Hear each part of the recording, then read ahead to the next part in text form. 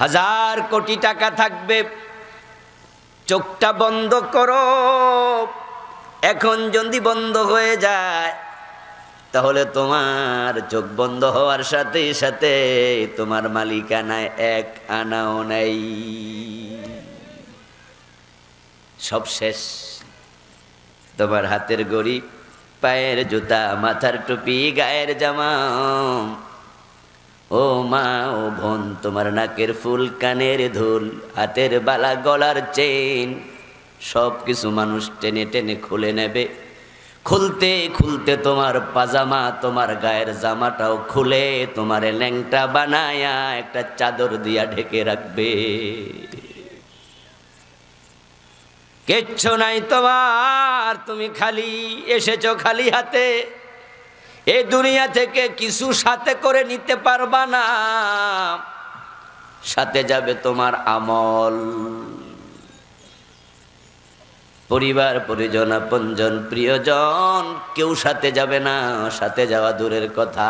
চোখটা বন্ধ করে একটু ভাবো, যদি তুমি এখন মারা যাও, আজকে রাতের বেলা তোমার যদি দাফন না হইয়া কালকে দুপুরে হয়, সকালে হয়, রাতটা তোমাকে বাড়িতে রাখবে। তোমার বউকে যদি বলে একা একা লাশের সাথে ঘুমাও, তোমার সাথে তোমার আপন স্ত্রীও ঘুমাতে রাজি হবে না। বাড়িতে যতগুলো লাইট আছে সবগুলো জ্বালায়া রাখবে।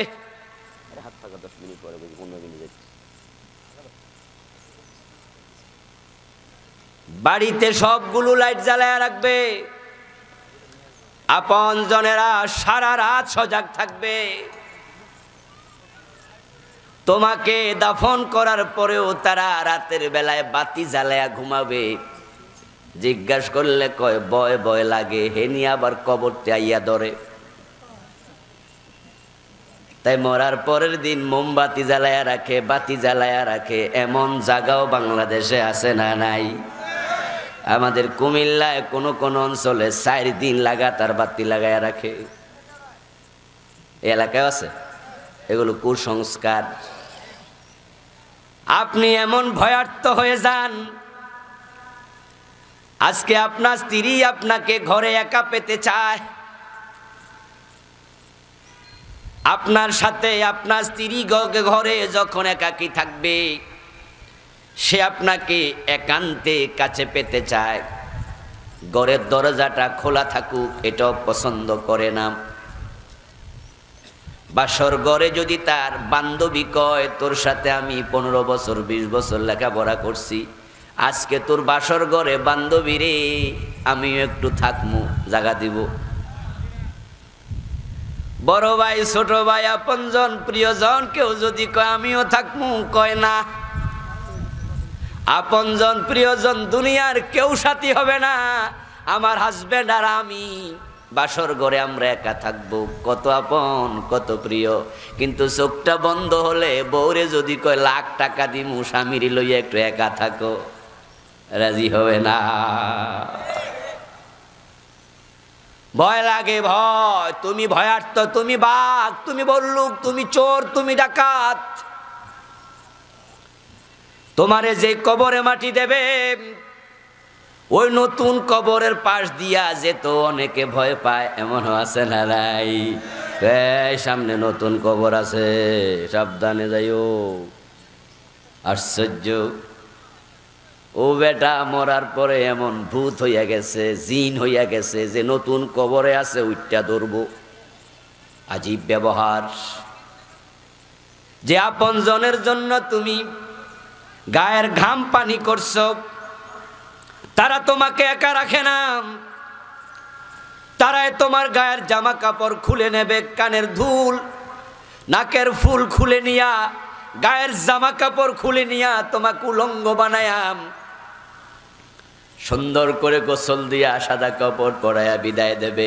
1000 কোটি টাকা ব্যাংকে থাকবে, কাফনের কাপড়ে কোনো পকেট দেয়ার নিয়ম নাই। ঘরে এসি লাগাইছো, বিদেশি বিছনা চাদরে ঘুমাইছো, বিদেশি মার্বেল পাথর দিয়া, বিদেশি টাইলস দিয়া ঘরটাকে সাজাইছো, কিন্তু তোমাকে চোখ বন্ধ করার পরে এমন বিছানায় ঘুমাতে দেবে, শোয়া দেবে যেখানে বিছনা চাদরটাও নেই। ওই জঙ্গলে রেখে আসবে, গাছতলায় বাঁশতলায় রেখে আসবে। এসি বাড়ি কই, মার্বেলের ঘর কোথায়, সব শেষ, নতুন জীবন শুরু। যদি তুমি সফল মানুষ হও তাহলে ফেরেশতা তোমার সাথে কিছু কথাবার্তা বলবে, মুনকার নাকির প্রশ্ন করবে। জবাব যদি দিতে পারো আল্লাহ নিজে বলবেন, ও আমার ফেরেশতারা, ইলবিসুহু মিনাল জান্নাহ ওয়াফরিশু লাহু মিনাল জান্নাহ ওয়াফতাহু লাহু বাবান ইলাল জান্নাহ। এই দুনিয়ার সাদা কাপড় তার জন্য বড় বেমানান, তার জান্নাত থেকে কাপড় নিয়ে পরায়া দাও। ওয়াফরিশুহু মিনাল জান্নাহ, এ মাটির বিছানা বড় বেমানান, আমার বান্দার জন্য জান্নাত থেকে বিছানা নিয়ে বিছায়া দাও। এ ছোট্ট অন্ধকার কবর আমার বান্দার জন্য বেমানান।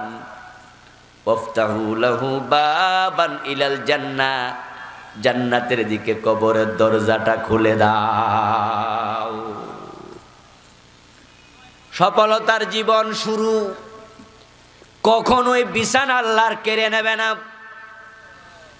যে পোশাক তোমারে পরাইছে পোশাক আর কেড়ে নেবেন না।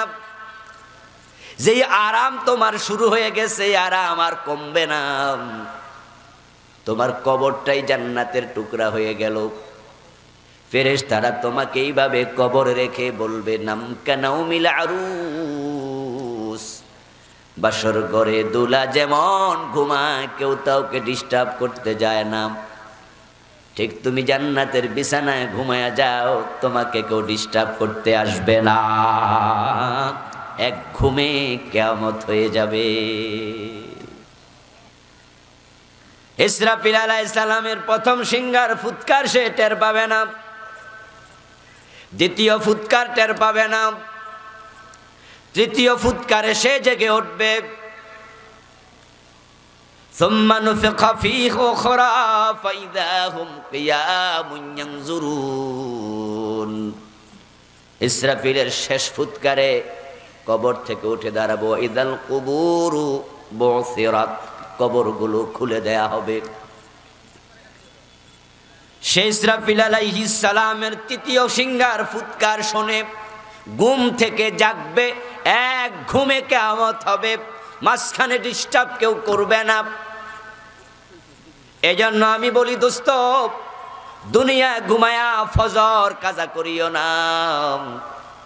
যদি দুনিয়ার ঘুমটাকে হারাম করতে পারো আল্লাহ জান্নাতের বিছানায় লম্বা ঘুমের ব্যবস্থা করে দেবেন।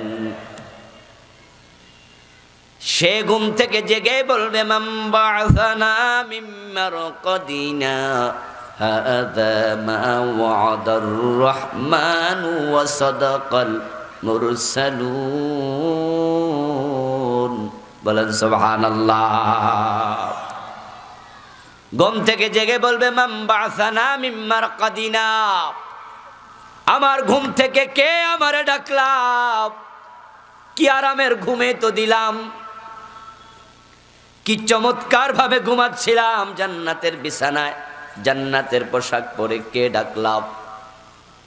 ফেরেশতারা দৌড়াই আসবে, এসে তারা বলবে, হাদা মা ওয়াদার রহমান ওয়া সাদাকাল মুরসালুন। তুমি কবরে কেন ঘুমাবা? রহমান আল্লাহ তো ওয়াদা করেছে, নবীরা তো তোমাদের ওয়াদা করেছে, তোমাদের কপালে জান্নাত আছে, আল্লাহ জান্নাত বানাইছে। আজকে রহমান আল্লাহ জান্নাত দেওয়ার জন্য তোমাকে ডাকতেছে। সেখান থেকে জান্নাত, খালিদিনা ফিহা লা ইয়াবগুনা আনহা হিওয়ালা। ওই জান্নাতে গেলে কেউ আর কোনোদিন বের হতে চাইবে না, আবাদুল আবাদ। এই জান্নাত আল্লাহ আপনাকে দিতে চান। তবে সে জান্নাত দেওয়ার জন্য তিনি কিছু শর্ত আরোপ করেছেন। আমি আপনাদের সম্মুখে ওই জান্নাত পাওয়ার জন্য আল্লাহ প্রদত্ত সত্য আলোচনা করব।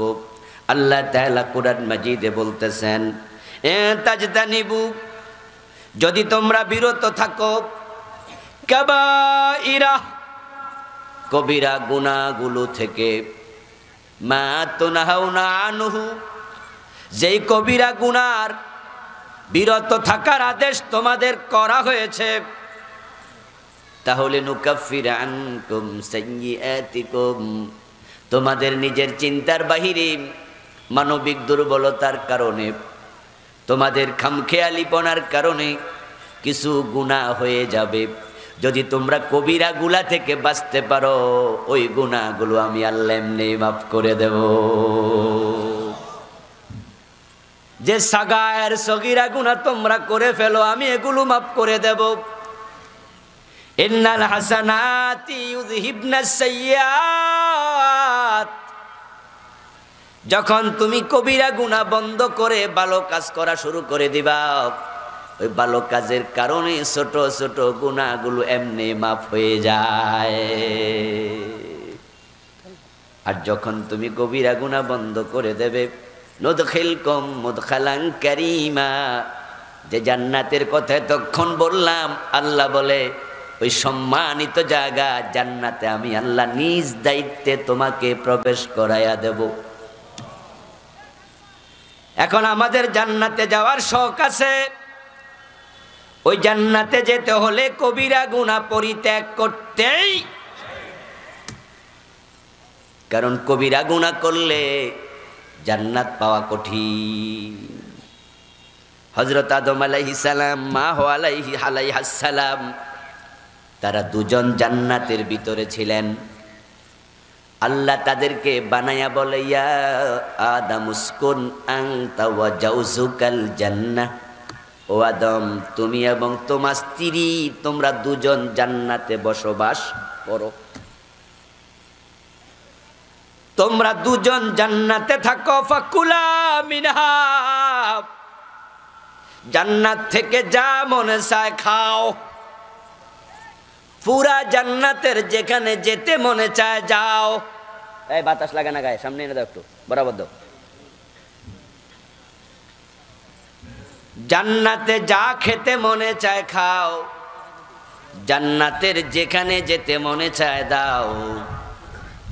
কিন্তু ফালা তাকরাবা হাযিহিশ শাজারাতা, ওই যে গাছটা আছে গাছের কাছে যাওয়া যাবে।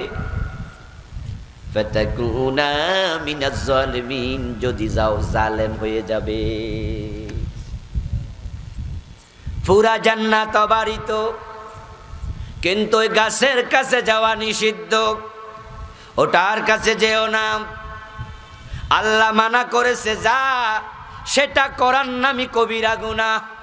আল্লাহ যা করতে বলছে সেটা ছাড়ার নাম কবিরা গুনাহ। তা যা তিনি করতে বলেছেন তা করতে হবে, যা তিনি নিষেধ করেছেন তা পরিত্যাগ করতে হবে। আদম আলাইহিস সালামকে আল্লাহ তাআলা বলেন ওই গাছের কাছে যেও না, কিন্তু পরবর্তীতে শয়তানের ধোকায় পড়ে বাবা আদম, মা হাওয়া আলাইহিমাস সালাম, তারা ওই গাছের কাছে গেছে। ওয়াদাকাশ শাজারা, এবং গাছের পাতাও গাছের ফলও খাইছে। কোরআন মাজিদে পাওয়া যায় ওই গাছের ফল খাওয়ার সাথে সাথে তাদের গা থেকে জান্নাতের পোশাক খসে পড়ে গেছে। এতদিন জান্নাতের পোশাক গায়ে ছিল, যেই মাত্র নিষিদ্ধ কাজ তারা করে ফেললেন, সাথে সাথে জান্নাতের কাপড় খসে পড়ে গেল। এবার ওই গাছ থেকে বাবা আদম 3টা পাতা নিয়ে নিজের দেহ আবৃত করলেন। মা হাওয়া আলাইহাস সালাম 3টা পাতা নিয়ে নিচটা ঢাকলেন, 2টা পাতা নিয়ে বুক ঢাকলেন, 5টা। তারা দুজন বুঝে ফেললেন আল্লাহ যা নিষেধ করে, নিষিদ্ধ কাজ করলে জান্নাতের নেয়ামত থাকে না। তুমি গুনাহ করবা কবিরা, আবার জান্নাতের পোশাক পাইবা, এটা হতে পারে না। শুধুমাত্র আল্লাহ তাআলা জান্নাতের পোশাকটাই খুলে নেন নাই। বাবা আদম মা হাওয়া আলাইহিমাস সালামকে লক্ষ্য করে বললেন, ইহবিতু মিনহা জামিয়া, এই জান্নাত থেকে আবার বেরিয়ে যাও। বাবা আদম মা হাওয়া আলাইহিমাস সালাম আল্লাহর নিষিদ্ধ কাজ করেছেন কয়টা? কথা কওয়া লাগবে কেন? আওয়াজ করে বলেন কয়টা? ওই নিষিদ্ধ কাজ করার পরে জান্নাতে থাকা গেছে। তা আমরা সবাই জান্নাতে যেতে চাই, নিষিদ্ধ কাজের সাথেও আছি না নাই? কেমনে যাবেন? কোন মানুষ যখন বিষ খায়া মারা যায়, ফাঁসিতে ঝুলে মরে, আত্মহত্যা করে, আত্মহত্যার খবর পাওয়ার সাথে সাথে আমরা ইন্না লিল্লাহ পর ভুইলা যায়, আমরা আফসোস করি, ঠিক না? যারে অমক হাজী সাহেব বিষ খাইয়া মরছে, তো ইন্না লিল্লাহ পড়া যে দরকার এটাও মনে থাকে না। আমরা কই আয় হায় কস কি রে, অমক মসজিদের ইমাম সাহেব বিষ খাইয়া মারা গেছে, ফাঁসিতে ঝুলেছে। আমরা কই আলেম মানুষ করলোটা কি? কোন ব্যক্তির আত্মহত্যার খবর শোনার সাথে সাথে আমরা আফসোস করি। আফসোস করার একটা মাত্র কারণ আমরা সবাই জানি আত্মহত্যা করা সগীরা না কবিরা গুনাহ। ওই লোকটা কবিরা গুনাহ করছে, তার জন্য আফসোস করতেছি, কামটা মোটেও ঠিক করে নাই। আমার বাবা আদম, আমার মা হাওয়া, আল্লাহ নিষেধ করেছিল গাছের কাছে যেও না, গাছের কাছে গেছে, তাই তাদের জান্নাতে থাকা হলো না। আল্লাহ তো বলছে লা তাকতুলু আনফুসাকুম, তোমরা নিজদেরকে হত্যা করো না, ওয়ালা তুলকু বিআইদিকুম ইলাত তাহলুকা, ধ্বংসের দিকে নিজেদেরকে ঠেলে দিও না। এই লোকটা কেন বিষ খাইলো, কেন ফাঁসিতে ঝুলে মরলো? হায়রে কামটা করলো কি? কবিরা গুনাহ নিয়ে মারা গেছে, জান্নাত পাওয়ার সম্ভাবনাটাও কমে গেছে। এবার আপনাদের কাছে আমি জানতে চাই, কথাগুলো খুব ঠান্ডা মাথায় ব্রেনে নেবেন, জীবন ঘনিষ্ঠ বিষয় আলোচিত হবে ইনশাআল্লাহ। যেই লোকটা বিষ খালো, যেই লোকটা ফাঁসিতে ঝুলল, আপনি খবর পায় আফসোস করলেন। এবার আপনারা বলুন তো, তার কয়টা গুনার খবর আপনি পাইছেন? মাশাআল্লাহ, কথা বলেন কয়টা?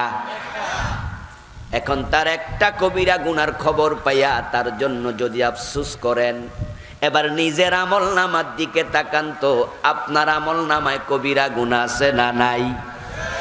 একটা আছে না আরো বেশি আছে? তো ওইটার জন্য আফসোস করবেন কবে?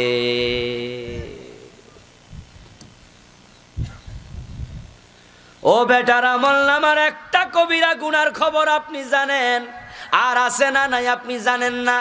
একটা যাই নাই আপনি আফসোস করেন, কিন্তু নিজের আমল নামায় কয়টা আছে? একটা, দুইটা, তিনটা, পাঁচটা, 10টা, 20টা না আরো বেশি? তোর একটা হইলে আফসোস, নিজের গুলোর খবর কি? আপনি বললেন হুজুর, ও বেটা ওই গুনাহটা লইয়া মইরা গেছে, তাওবার সুযোগ তো পায় নাই, তাই আমি তার জন্য আফসোস করি। একটা লইয়া মরছে, তাওবার সুযোগ নাই, এতে জান্নাত নাও পেতে পারে, বিপদে পড়ে যেতে পারে। আমি তো তাওবা করে মরব। আমি বলবো তাওবার সুযোগ আমনে পাবেন, সেটার গ্যারান্টি কই?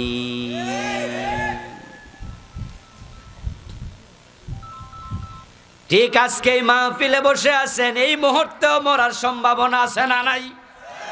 কোনো রোগ নাই, শোক নাই, ব্যথা নাই, বিমার নাই, সুস্থ সবল মানুষ মরে গেছে, এমন ঘটনা আছে না নাই? রাতের বেলায় ঘুমাইছে, সকাল বেলা আর জাগে নাই, এটাই জীবনের শেষ ঘুম হয়ে গেছে। ঢাকায় রওনা দিছে, পথিমধ্যেই পুলিশ স্টেশন থানা থেকে খবর আসছে আব্দুল্লাহ রোডে গাড়ি অ্যাক্সিডেন্ট করেছে। আমরা থানা থেকে ফোন করেছি, তার মোবাইলের মাঝে নাম্বারটা পাইছি। আপনার কি লাগে? ওই আব্দুল্লাহ তো দুনিয়ায় আর নেই। রোড অ্যাক্সিডেন্ট করে প্রতিদিন 2 জন 10 জন 20 জন 50 জন মারা যায়। বাংলাদেশে একটা দিন নাই যেদিন কেউ অ্যাক্সিডেন্ট করে মরে না, প্রতিদিনই মরে। আপনাদের কাছে প্রশ্ন করতে চাই, ওই অ্যাক্সিডেন্ট করে যে মারা গেছে, অ্যাক্সিডেন্টের 1 মিনিট আগে সেও জানতো না তার আজকেই শেষ দিন। এমন ঘটনা আপনার আমারও হওয়ার সম্ভাবনা আছে না নাই? তো তাওবাটা কার জন্য বাকি রাখছেন? আমলনামা গুনাহ লইয়া ঘুমাচ্ছেন। কেমনে ঘুমাই আমরা? বাবা আদম তো একটা করে জান্নাতে থাকতে পারলো না, তো আপনি ডজন ডজন গুনাহ লইয়া ওই জান্নাতে ঢুকবেন, এই আশা আপনি কেমনে করেন?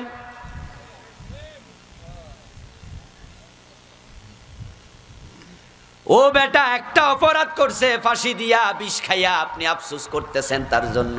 নিজের বেলায় কি খবর? ও আমার বন্ধু, হাসরের ময়দানে আল্লাহ তাআলা যখন কাহার সুরত ধারণ করে বের হবেন, প্রকাশিত হবেন, আল্লাহর আম্বিয়া আলাইহিমুস সালাম সব নবী ইয়া নাফসি বলে চিৎকার দেবে, এমন হাদিস আছে না না? নবীরা কি আপনাদের মতো আমাদের মতো গুনাহগার?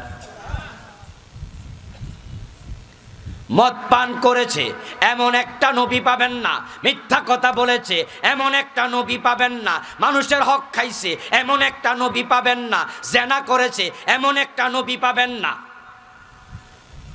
কিন্তু আমাদের মাঝে মদখোর আছে না নাই? মিথ্যাবাদী আছে না নাই? জেনাকার আছে না নাই?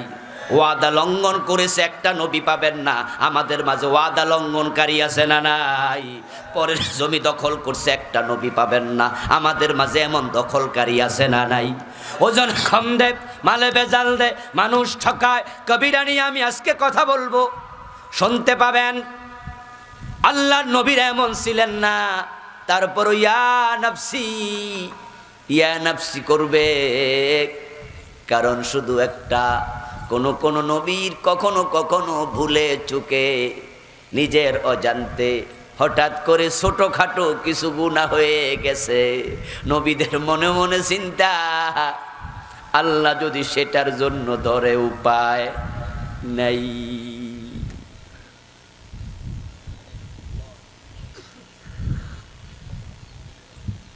আরেকটা মজার ব্যাপার হলো, যেই নবী যে ভুলগুলো করেছেন ছোটখাটো, আল্লাহ তাআলা সেই নবীকে ক্ষমা না করে মৃত্যু দেন নাই, তিনি ক্ষমার ব্যবস্থা করিয়ে দিয়েছেন। সুবহানাল্লাহ। কারণ নবীরা মাসুম, তাদেরকে হেফাজত করেছেন, সংরক্ষণ করেছেন আল্লাহ নিজে। আদম আলাইহিস সালাম যে জান্নাতে ভুলটা করে ফেললেন, আল্লাহ নিষেধ করছিল গাছটার কাছে যেও না, তিনি গেলেন, আল্লাহ জান্নাতের পোশাকটা খুলে নিলেন, জান্নাত থেকেও বের করে দিলেন। এবার একটু আওয়াজ করে বলুন তো, ওই গুনাহটা রাখছেন না মাফ করছেন? তিনি কি গুনার উপর অটল ছিলেন? গুনাহ কইরা নাকে তেল দিয়ে ঘুমাইছে? বরং তিনি গুনাহ করার সাথে সাথে রব্বানা যালামনা, পড়ুন আমার সাথে, রব্বানা যালামনা আনফুসানা ওয়া ইল্লাম তাগফির লানা ওয়া তারহামনা লানাকুনান্না মিনাল খাসিরিন। ও আল্লাহ, আমি জুলুম করছি, আমারে ক্ষমা করে দাও। তিনি তাওবা শুরু করে দিলেন। যদিও আমাদের দেশে মানুষ বলে 350 বছর কান্নাকাটি করার পরে আল্লাহ তাআলা বিশ্ব নবীর উসিলায় ওনাকে ক্ষমা করেছেন, এই কথাটা সঠিক নয়। বরং আল্লাহ তাআলা আদম নবীকে 350 বছর পরে ক্ষমা করেন নাই, বরং রব্বানা যালামনা বলার সাথে সাথে ক্ষমা করে দিয়েছেন। আল্লাহ বড় রহমান, তিনি ক্ষমা করতে দেরি করেন না।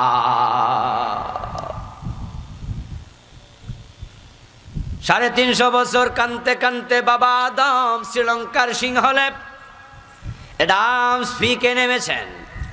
আল্লাহ ওনাকে শ্রীলঙ্কায় পাঠাইছে, মা হাওয়াকে পাঠাইছে জেদ্দাতে, তারপর দুজনের সাক্ষাৎ হয়েছে আরাফাতে। এগুলো সব বানানো কিচ্ছা কাহিনী, এগুলোর কোনো ভিত্তি ইসলামে নাই। বরং আল্লাহ তাআলা তাদেরকে জান্নাত থেকে সরাসরি আরবে পাঠাইছেন, ওখানে তারা বসবাস করেছেন। হযরত আদম কাবা বানাইছে, ওখানে তিনি ছিলেন, ওখানে তিনি মরেছেন, তার কবরও আরবে, মা হাওয়ার কবরও আরবে। বরং লোকমুখে কথা আছে শ্রীলঙ্কায় পাঠাইছে যে পাহাড়ের নাম, ওই পাহাড়ের নাম হলো অ্যাডামস পিক। ওই পাহাড়টা দেখার জন্য আমিও গিয়েছিলাম। লোকমুখে শুনেছি সেখানে আদমের একটা পা আছে, ওই পদচিহ্ন বিশাল, এরকম আঁকা পায়ের মতো বড়। পাহাড়ের একবারে চূড়াতে উঠেছিলাম, সেই চূড়াতে সময় লেগেছিল 4 ঘন্টা 10 মিনিট। 7,500 ফিট উঁচু, মেঘমালা ছিল আমার অনেক নিচে। হেরা গুহায় উঠেছিলাম, সময় লেগেছিল 45 মিনিটের মতো, আর ওটাতে সময় লাগছে 4 ঘন্টা 10 মিনিট। পার্সোনালি আমি একটু অ্যাডভেঞ্চার প্রিয়, এই জন্য ভারত মহাসাগরের তলদেশে বিভিন্ন চ্যানেলে দেখায় কেমনে মাছের সাথে মানুষ থাকে। আমিও অক্সিজেনের মাস্ক পরে মহাসাগরের তলদেশে গিয়েছি, ইন্দোনেশিয়ায় বালি দ্বীপে। যদি সেখানে হাঙ্গর তিমি খায়ালায়, জীবনের ঝুঁকি নিয়ে গেছি, মজাটা নিয়ে আসি। আমার বন্ধু অ্যাডামস পিকে উঠে দেখি চূড়ার মাঝে একটা মন্দির, সেখানে বৌদ্ধরা অংমং চং পং পং পং করতেছে, সেজদা দিচ্ছে। পুলিশকে জিজ্ঞাসা করলাম এখানে ঠ্যাং আছে নাকি একটা? পুলিশ কয় কেডা কইছে? আমি বললাম আদম আলাইহিস সালামের পা আছে। পুলিশ কয় কি একটা বলে আছে, তবে 10 ফুট গভীরে আছে, উপরে একটা চাদর দেয়া আছে। বললাম কি? কয় বুদ্ধিস্টের পা, গৌতম বুদ্ধের পা। বললাম দেখছনি? কই দেখি নাই। তুমি কেমনে কইলা আছে? কই পাবলিকে কইছে। চাকরি করো কত বছর এখানে? কই 3 বছর 4 বছর হয়ে গেছে। তো বৌদ্ধর ঠ্যাং হোক আর আদমের ঠ্যাং হোক, ও কি ল্যাংরা ছিল? পা একটা কেন, বাকিটা কই? কই জানি না। আসলে এটা একটা আপনার স্পট, যেখানে টুরিস্টরা ভ্রমণ করতে যায়। এতে শ্রীলঙ্কার সরকার 2-4 পয়সা পায়, এছাড়া আর কিছু না। সেখানে আদমের কোনো পা নাই। আর আদম আলাইহিস সালাম যদি সেখানে নামতেন, পা তো একটা থাকার কথা না। আদমের পা কয়টা? একটা থাকবে কেন? এগুলো মানুষের বানানো কথা। তারপরে 350 বছর কানবেন, ক্ষমা হয় না। এবার আদম আলাইহিস সালাম নাকি আল্লাহ তাআলার কাছে বিশ্ব নবীর ওসিলা ধরে ক্ষমা চাইছে, আল্লাহ ক্ষমা করে দিছে। একটা হাদিস পাওয়া যায় মর্মে, মুহাদ্দিসিনগণ বলেন হাদিসটা মাউদু, হাদিসের কোনো ভিত্তি নেই। আল্লাহর হাবিবের বরাত দিয়ে বলছে, লাম্মা ইকতারাফা আদামুল খাতিয়া ক্বালা ইয়া রাব্বি বিহাক্কি মুহাম্মাদিন লিমা গফারতা লি ক্বালা তাআলা কাইফা আরাফতা মুহাম্মাদ ক্বালা লাম্মা খালাকতানি বিয়াদিক ওয়া নাফাখতা ফিয়া মির রূহিক رفعت راسي ورأيت على قوائم العرش مكتوبا لا إله إلا الله محمد رسول الله فعلمت إنك لم تضف إلى اسمك إلا حب الخلق إليك قال صدقت يا آدم لولا محمد لما خلقتك আল্লাহু আকবার কইয়া লাভ নাই। এটা মাউজু হাদিস, জাল হাদিস। কত লম্বা হাদিস! আরে হাদিসের খবর না নিয়া আমাদের বক্তারা এই হাদিসের ইবারত মুখস্থ করে করে পাবলিক রে শুনাইয়া সুবহানাল্লাহ কইতাছে। হাদিসের অর্থ কি? হাদিসের অর্থ হলো, যখন আদম আলাইহিস সালাম গুনাহ করে ফেললেন, ক্ষমা চাইতে চাইতে 350 বছর ক্ষমা পায় না। একদিন আল্লাহর কাছে বলছে, আল্লাহ মুহাম্মাদের ওসিলা আমারে ক্ষমা করে দাও। আল্লাহ তাআলা বললেন, আদম কাইফা আরাফতা মুহাম্মদ, তুমি মুহাম্মদরে চিনলা কেমনে? এখনো তো মুহাম্মদ দুনিয়া আসে নাই, তুমি তো প্রথম মানুষ। মুহাম্মদ তো তোমার সন্তান, আসবে শেষ জামানায়, মুহাম্মদের নাম তুমি জানলা কেমনে? আদম আলাইহিস সালাম বলেন, লাম্মা খালাকতানি বিয়াদিক ওয়া নাফাখতা ফিয়া মির রূহিক, নিজ হাতে আমারে আল্লাহ তুমি যখন বানাইছো, আমার মাঝে রূহটা ফুঁকে দিয়েছ, আমি জিন্দা হয়ে গেলাম। রাফাতু রাসি, আমি মাথা তুলে দাঁড়ালাম। ওরাইতু আলা কাওয়াইমিল আরশে মাকতুবা, আমি আরশে আজিমের খাম্বার মাঝে লেখা দেখতে পেলাম, লা ইলাহা ইল্লাল্লাহু মুহাম্মাদুর রাসূলুল্লাহ। তোমার নাম যেখানে শেষ, মুহাম্মাদের নাম সেখানে শুরু। লা ইলাহা ইল্লাল্লাহু মুহাম্মাদ রাসূলুল্লাহ। আমি আদম বুঝে নিয়েছি, যদি মুহাম্মদ তোমার সবচেয়ে প্রিয় মাখলুক না হতো, তোমার নামের পাশে তার নাম তুমি বসাইতা না। তাই মুহাম্মদের নামের উসিলা ধরে ক্ষমা চাই, আমারে ক্ষমা করে দাও। আল্লাহ বলে, সাদাক্তা ইয়া আদম, আদম তুমি ঠিক বলেছ, মুহাম্মদ আমার প্রিয়। লাউলা মুহাম্মদ লামা খালাকতুকা, যদি মুহাম্মদ রে না বানাতাম তোমারেও বানাতাম না। যাও যাও, তোমারে মুহাম্মদের উসিলায় ক্ষমা করে দিলাম। অথচ মুহাদ্দিসগণ বলেন, হাযা হাদিসুন মাউদু, এটা একটা জাল হাদিস।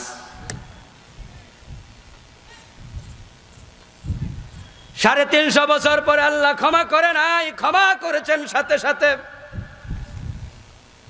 শুধু ক্ষমায় করেন নাই, তাওবা করার পর আল্লাহ মাফ করে, দেরি করে না। তিনি বড় উদার। আমার বাবা আদমকে 350 বছর পরে ক্ষমা করেছে। এইটাই যদি আল্লাহর নিয়ম হতো, তাহলে আমরা যারা গুনাহগার আমাদের হুঁশ থাকতো না। কারণ 350 তো বয়স আমার দাদাও পায় নাই, ফোর দাদাও পায় নাই। আল্লাহ যদি কইতো ঠিক আছে, তাওবা করলে তোমার সন্তানদেরকে 150 বছর পরে ক্ষমা করবো, তাও তো উপায় নাই। 150 বছর হায়াত পাবো কজনে?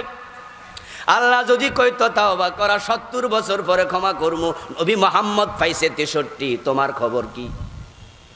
আসলে আল্লাহ এত অনুদার নয়, বরং তিনি বাবা আদম যখন বলছে, রব্বানা যালামনা আনফুসানা ওয়া ইল্লাম তাগফির লানা, ক্ষমা না করো যদি মনি, লানাকুনান্না মিনাল খাসিরিন, আমরা ক্ষতিগ্রস্ত হয়ে যাব। আমার আল্লাহ আর দেরি করেন নাই, শুধু ক্ষমাই করেন নাই, ক্ষমা করার সাথে সাথে বলছেন, আদম দুনিয়া যাও, তোমার কাছে আমার ওহী পাঠাবো। আরে তুমি তো নবী, তোমার কাছে আমার ওহী যাবে।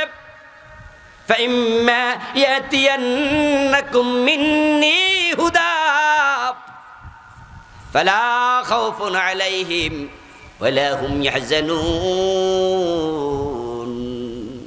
আমি তোমাকে এই দুনিয়ায় পাঠায়া ওহী দেব, ওহী মোতাবেক যে চলবে, আমি আল্লাহ তোমাকে, তোমার বউকে, তোমার সেই সন্তানদেরকে একসাথে আবার জান্নাতে নিয়ে আসব। ফালা খাউফুন আলাইহিম ওয়ালা হুম ইয়াহজানুন। সুতরাং আপনারা যারা, আমরা যারা আছি, গুনাহ করে ফেলছি, বাবা আদমের মতো ক্ষমা চাইতে দেরি করা যাবে না। আর আল্লাহ তাআলা কোরআন মাজিদে ওয়াদা করেছেন, সুম্মা ইয়াতুবুনা মিন করিব, যারা গুনাহ করার সাথে সাথে দেরি না করে তাওবা করে, আল্লাহ ওয়াদা করেছেন আমি তাদের গুনাহগুলো ক্ষমা করে দেই। উলাইকা ইউবাদদিলুল্লাহু সাইয়্যাতিহিম হাসানাত, আমি শুধু গুনাহ ক্ষমাই করি না, আমি গুনাহগুলোকে সওয়াব পরিবর্তন করে দেই, গুনাহগুলোকে নেকি বানায়া দেই। কবিরা গুনাহ এমন মারাত্মক জিনিস, যেটা আল্লাহর এত পছন্দনীয়। কিছু কিছু কবিরা গুনাহ আছে, যে গুনাহগুলো নিয়ে মারা গেল উপায় নাই। দুনিয়া তো এটা বড় জঘন্য। আপনাদের কাছে আমি জানতে চাই, আওয়াজ করে বলুন তো, চুরি করা সগীরা গুনাহ না কবিরা গুনাহ? শাস্তিটা কি? মাশাআল্লাহ, কথা বলেন, শাস্তি কি? দেখেন একটা চুরি আল্লাহর কাছে কত পছন্দনীয়। চুরি করবা একবার, তোমার ডান হাত থাকবে না। আমি কইছি গাছের কাছে যেও না, গেছো গায়ের কাপড় থাকবে না, ল্যাংটা বানায় ছাড়বো। আমি বলছি চুরি করিও না, করবা হাত থাকবে না। আমি বলছি জেনা করিও না, আওয়াজ করে বলুন জেনা করা সগীরা না কবিরা? শাস্তি কি? যদি আপনি অবিবাহিত হন তাহলে 100 দোররা, 100 বেত এবং 100 দোররা দেয়া হবে। ঘরের দরজা বন্ধ করে না পাবলিকের সামনে। وَلْيَشْهَدْ عَذَابَهُمَا طَائِفَةٌ مِّنَ الْمُؤْمِنِينَ। আওয়াজ দিয়ে বলেন সুবহানাল্লাহ। আল্লাহ তাআলা বলে একদল মুমিনের সামনে আইনা ওই ছেলে এবং মেয়েটাকে 100 বেত লাগাবা। আর যদি বিবাহিত হয় তাহলে পাথর মেরে হত্যা করবা। মরা পর্যন্ত পাথর মারা বন্ধ করা যাবে না। আপনাদের কাছে এবার জানতে চাই, কয়বার জেনা করলে পাথর মারা হবে? জোরে বলেন কয়বার?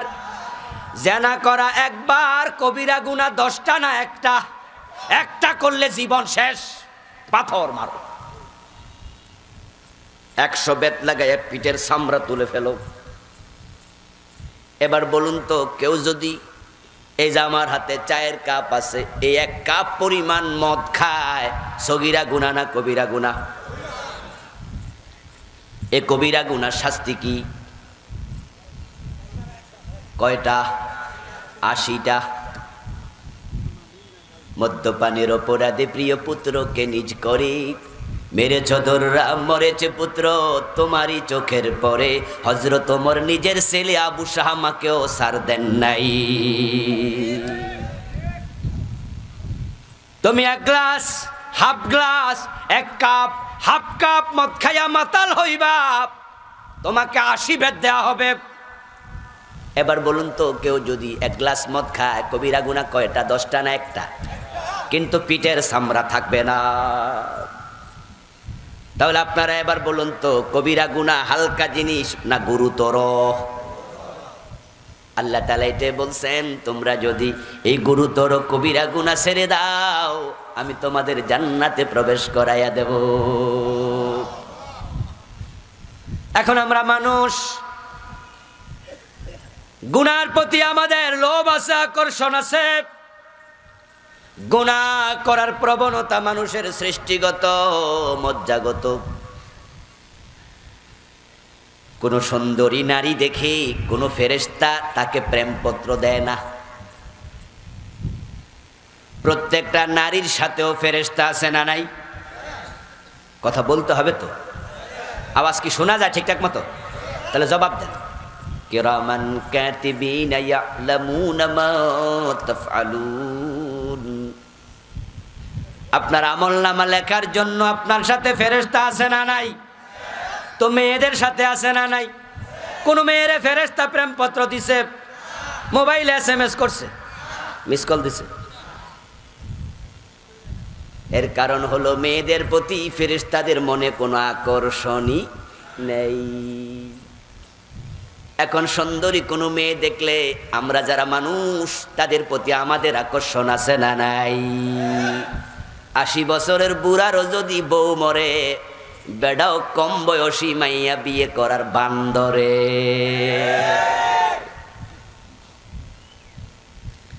দাদার বয়স 80, এ দাদা তো মনে 80 পার হয়ে গেছে।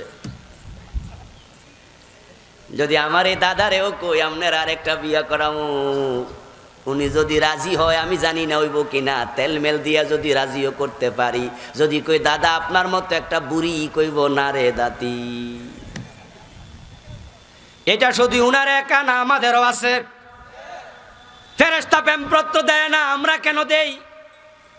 কারণ আমাদের সৃষ্টিগতভাবে নারীর প্রতি আকর্ষণ দিছে কে? এটা না দিলে দাম্পত্য জীবন টিকতো না। আরে ভাই, আপনার মেয়েটা যখন আপনি একটা ছেলের হাতে তুলে দেন, বিয়ে দেন, আমি আমার মেয়েটা একটা ছেলের হাতে দিলাম তুলে বিয়ে দিয়ে, বিয়ের পরে সে তার স্বামীর ঘরে গেছে। 1 সপ্তাহ পরে আমার বাড়িতে আসছে। আসার পরে এখন আমার মেয়েটা আমার ছেলের বউ তার ভাবির সাথে গল্প করতেছে। তারপরে আমার ছেলের বউ থেকে আমার বউ শুনছে, তারপরে আমার কাছে বলতেছে, শুনছেননি? আমি কই কিতা শুনতাম? কয় জামাই তো মাইয়ারে সারা কিচ্ছু বোঝে না, পাগল হইয়া গেছে। মাইয়ার কাপড়ের আঁচল ধইরা রাখে, সারাদিন পিছে পিছে ঘুরে, মাইয়ারে না দেখলে পাগল হইয়া যায়। ভালোবাসা কারে কয়? আমি বাবা হিসাবে খুশি হব না নারাজ হব? আমার মেয়ের জামাই ভালোবাসে, খবরটা আমার জন্য খুব দামি খবর, সুখের খবর, মজার খবর। প্রত্যেক বাবা চায় জামাইয়ের কাছে তার মেয়ে ভালোবাসার হয়ে থাকুক, ঠিক কি না? এই ভালোবাসা ভালো জিনিস, আকর্ষণ আল্লাহ দিছে, কিন্তু আবার অজাগায় দেয়া যাবে না। 14 ফেব্রুয়ারি দেয়া যাইব না, সামনে আইতেছে। হ্যাঁ,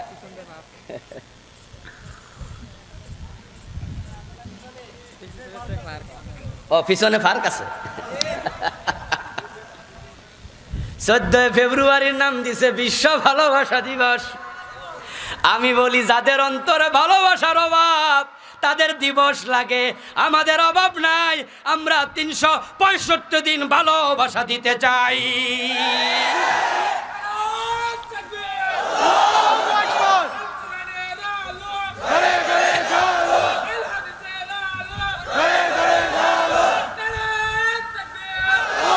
আমার বন্ধু কত দিবস দেখলাম, একটার নাম দিছে বিশ্ব হাত ধোয়া দিবস। আমি কই যারা ওযু করে না, 1 সপ্তাহে একবার গোসল করে, আবার খাওয়ার সময় চামচ দিয়া খাইয়া টিস্যু দিয়া হাত মুছে, খাওয়ার সময় হাত ধোয় না, ওযু তো করেই না, গোসলও ঠিকঠাক মতো করে না, তাদের জন্য হাত ধোয়া দিবস দরকার। আর আমরা যারা 5 বার ওযু করি, খাওয়ার সময় হাত ধুই, আমাদের আলাদা দিবস লাগে না, ঠিক না? এখন ভালোবাসা দিবস নাম দিয়া 14 ফেব্রুয়ারি যা করবে আপনারা বলুন তো, সেদিন যে হাজার হাজার গোলাপ ফুল বিক্রি হবে, 10 টাকার গোলাপ ফুলের দাম 100 টাকা হয়ে যাবে।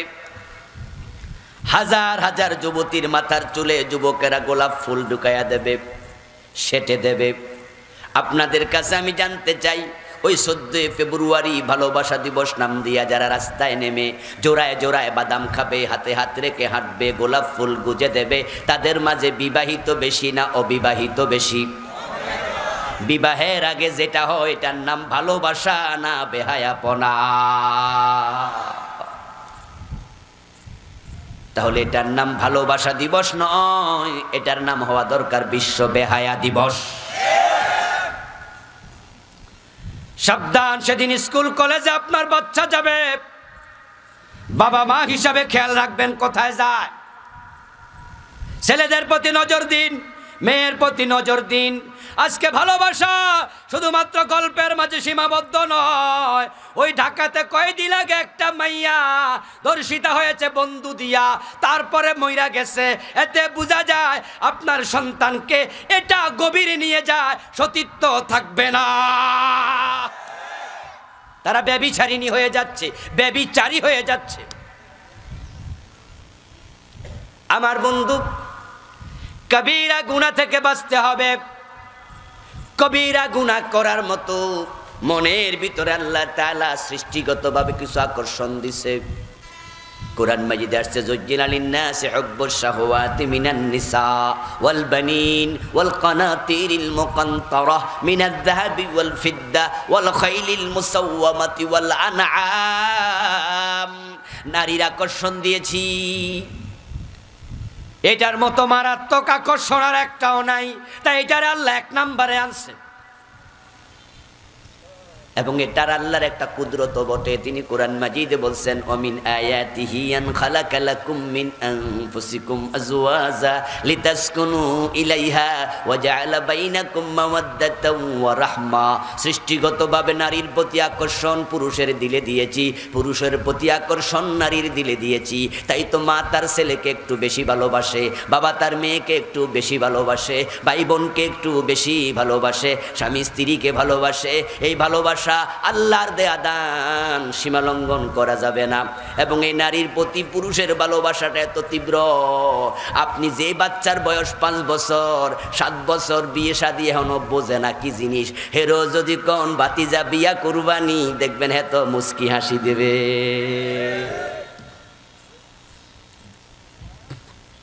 কি আশ্চর্য জিনিস।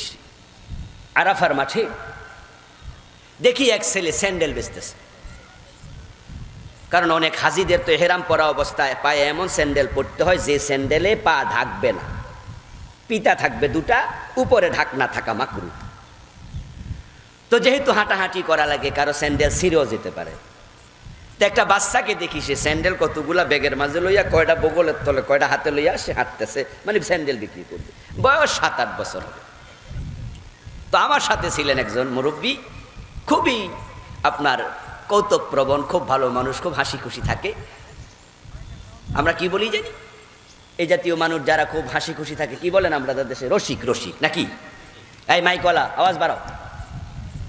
রসিক টাইপের মানুষ, জেনারেল শিক্ষিত।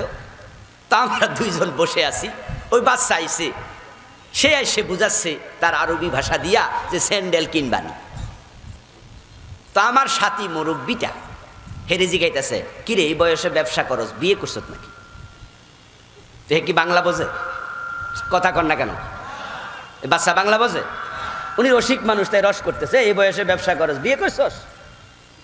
তো হেতে সুপ, হাও নাই নাও নাই। পরে আমি এবার উনার কথাটাকে আরবিতে ট্রান্সলেট করে দিলাম। আমি কইলাম যে মুরব্বী, তোরে বুঝাইতে চাই হালতা অবস্থা, তুই কি বিয়া করছ? এটা কইছি, আর বাচ্চা খটখট করে হাইসা উঠছে। পরে আমি কইলাম এতক্ষণে বুঝছে। তবে মজার ব্যাপার হলো, ছোট্ট মানুষ বিয়ে কি জিনিস বোঝে না, কিন্তু এর মাঝে মজা যে আছে হাসি দিয়ে বুঝাইছে। এখন নারীর প্রতি আকর্ষণ আপনি গুনাহগার বানায়া দিতে পারে। অবৈধ ভালোবাসা দিয়া প্রতিটা সেকেন্ডে গুনাহ হবে, মোবাইলে কথা বলবে গুনাহ হবে। ছেলে মেয়ের বিয়ে ঠিক করছেন, বিয়ে হবে 3 মাস পরে, 3 মাস পরে বিয়ে হবে, এঙ্গেজমেন্ট হয়েছে, 2 পরিবার রাজি। এখন মেয়ের নাম্বার ছেলেরে দিছে, ছেলের নাম্বার মেয়েরে দিছে। বিয়ের 3 মাস আগতে কথা বলা শুরু, 2টাই রাতের বেলায় ঘুমায় না, শুধু সকাল বেলায় ঘুমায়। বিয়ের আগে গল্প চলছে, মাও জানে বাবাও জানে, কেউ মানা করে না। কয় বিয়া তো ঠিকই হয়েছে, কিন্তু কান খুলে শোনো, বিয়ের আগে যত কথা বলবা তোমাদের কবিরা গুনাহ হয়ে যাবে। ছেলে মেয়ে বিয়ে ঠিক হয়েছে, শুধুমাত্র কথা বলতে দেয় তা না।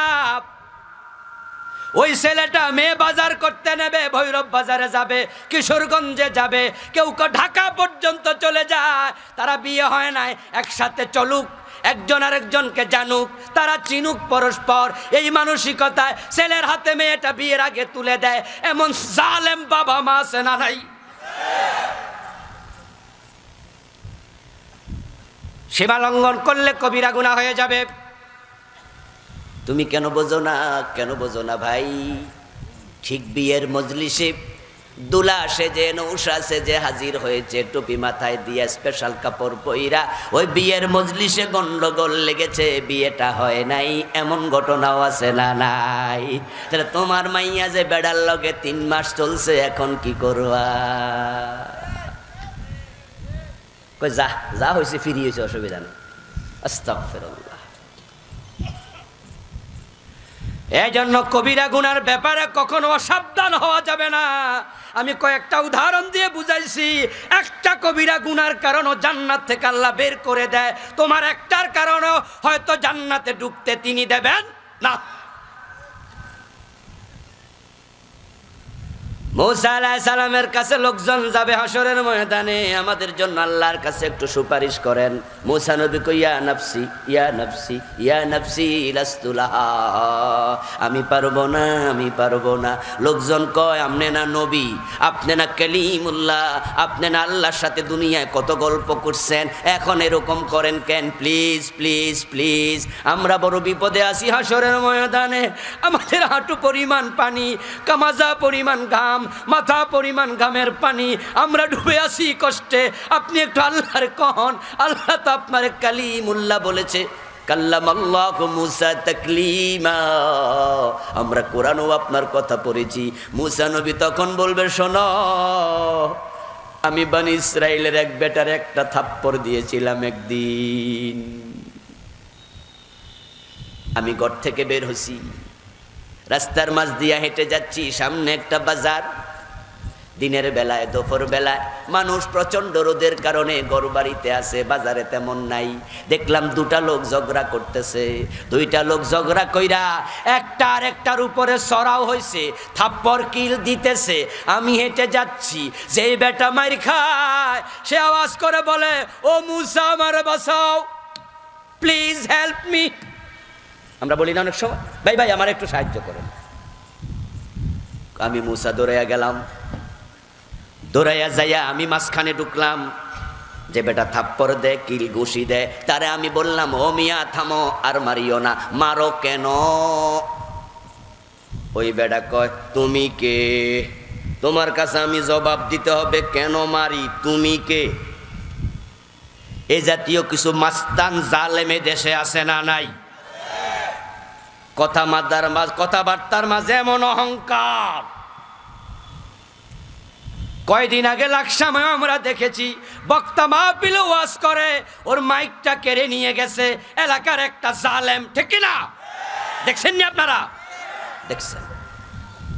শুধু মাইকে কেড়ে নেয় নাই, মাইক হাতে নিয়ে আবার বলতেছে আমি গুন্ডা, আমি মাস্তান, অমুকের বাড়ি ভাঙ্গে আমি সবজি চাষ করব, অমুকের মায়ের পেট থেকে বাচ্চা কাইটা বাচ্চারও আমি হত্যা করব। আস্তাগফিরুল্লাহ। অহংকার আল্লাহর কাছে বড় প্রিয়। অহংকার করো না, ক্ষমতা আজকে আছে কালকে নাও থাকতে পারে। আল্লাহ ফেরাউন রে ক্ষমতাও দিছে, পানির মাঝেও চুবাইছে। নমরুদ রে ক্ষমতাও দিছে, জুতার বাড়িও খাওয়াইছে। সে আল্লাহ এখনো আছে না নাই? সাবধান। মূসা আলাইহিস সালাম কয়, কি কস তুই? ওই বেটারে কেন কিলাস? তুই আমারে কইবি না? আপনাদের কাছে জানতে চাই, মূসা নবী কার বাড়িতে বড় হয়েছে? কার বাড়িতে? ফেরাউন এলাকার কি চেয়ারম্যান, মেম্বার না প্রেসিডেন্ট? তো প্রেসিডেন্টের বাড়িতে লালন পালন হয়েছে, প্রেসিডেন্টের বউয়ের কোলে, প্রেসিডেন্টের ঘাড়ে বইয়া বড় হয়েছে। তো মূসা নবী সেই বাড়িতে তো থাকে, মনে আলাদা একটা ভাব আছে না নাই? আমারে সিনস, আমি চেয়ারম্যানের ভাতিজা। সচিবালয়ে চাকরি পাইলে, সচিবের পিএস হইলে, বাবা রে বাবা, ডিসি সাহেবের গাড়ির ড্রাইভার, হ্যাঁ তো বাপ দেখায়, ঠিক না? আমি কিন্তু এসপি সাহেবের গাড়ি চালাই, আমার চিনো? ওই যে আগে গল্প শুনতাম, মগো বাড়ি বরিশাল, মগো দাদা চকিদার, মোরা আইনের লোক, কথা কইতে হুঁশিয়ার। কই তুই আইনের লোক? কয় না, আমার দাদা চকিদার। মানুষ কয় সূর্যের চেয়ে বালির তাপ বাইরা যায়।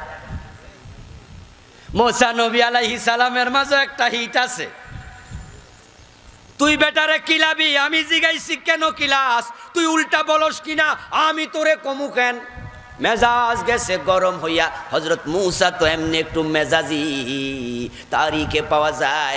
উনি যখন রাগ করতেন, চুল যাইতো খাড়া হইয়া, টুপি ছিদ্র হইয়া কিছু বাইর হইত। এবং উনি এত মেজাজি ছিলেন, সহিহ মুসলিমে পাওয়া যায়, আজরাইল আইসা কইছে আমি আজরাইল। সালাম দেয়ার আগে পরিচয় দিছে, থাপ্পড় মাইরা এক চোখ দিছে কানা বানাইয়া। ওই লোকে কয় আমি কমু না, ওরে কেন মারি? শহর বেটা তুই, মাঝখানে নাক গলাইস না। মূসা নবী আর দেরি করে নাই, সাথে সাথে কষাইয়া একটা মারছে থাপ্পড়। কারণ উনিও তো ফেরাউনের ফালক পুত্র, প্রেসিডেন্টের ঘরে থাকি। মোগো মোরে চিনো মনু? থাপ্পড় দেওয়ার সাথে সাথে লোকটা গেছে মইরা। মুসা নবী হাসরের ময়দানে ইয়া নাফসি ইয়া নাফসি, লোকজন কয় প্লিজ একটা বার আল্লাহরে কন, আল্লাহ যেন আমাদেরকে হিসাব শুরু করে আসান করে হাসরের ময়দানের বিপদ কমায়। মুসা নবী কয় যদি আমি আল্লাহরে বলি আল্লাহ হিসাব শুরু করে দেন, মানুষ কষ্টে আছে, আর আল্লাহ যদি বলে মুসা হিসাবটা তোমারে দিয়ে শুরু করলাম, ওই বেডারে থাপ্পড় দিয়ে মারলা কেন, আগে হিসাব দাও।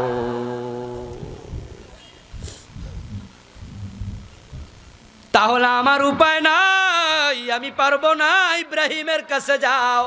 ইব্রাহিম বলবো মুখের কাছে, ইব্রাহিম মুসা বলে তোমাকের কাছে, আল্লাহর কাছে যায় না। কারণ আমল নামায় একটা গুনাহ থাকলে আল্লাহ যদি সেটাই ধরেন উপায় নেই। এখন এবার আপনারা বলুন তো, এই জাতীয় কবিরা গুনাহ আমাদের আমল নামায় থাকলে তাওবা করা দরকার আছে না নাই?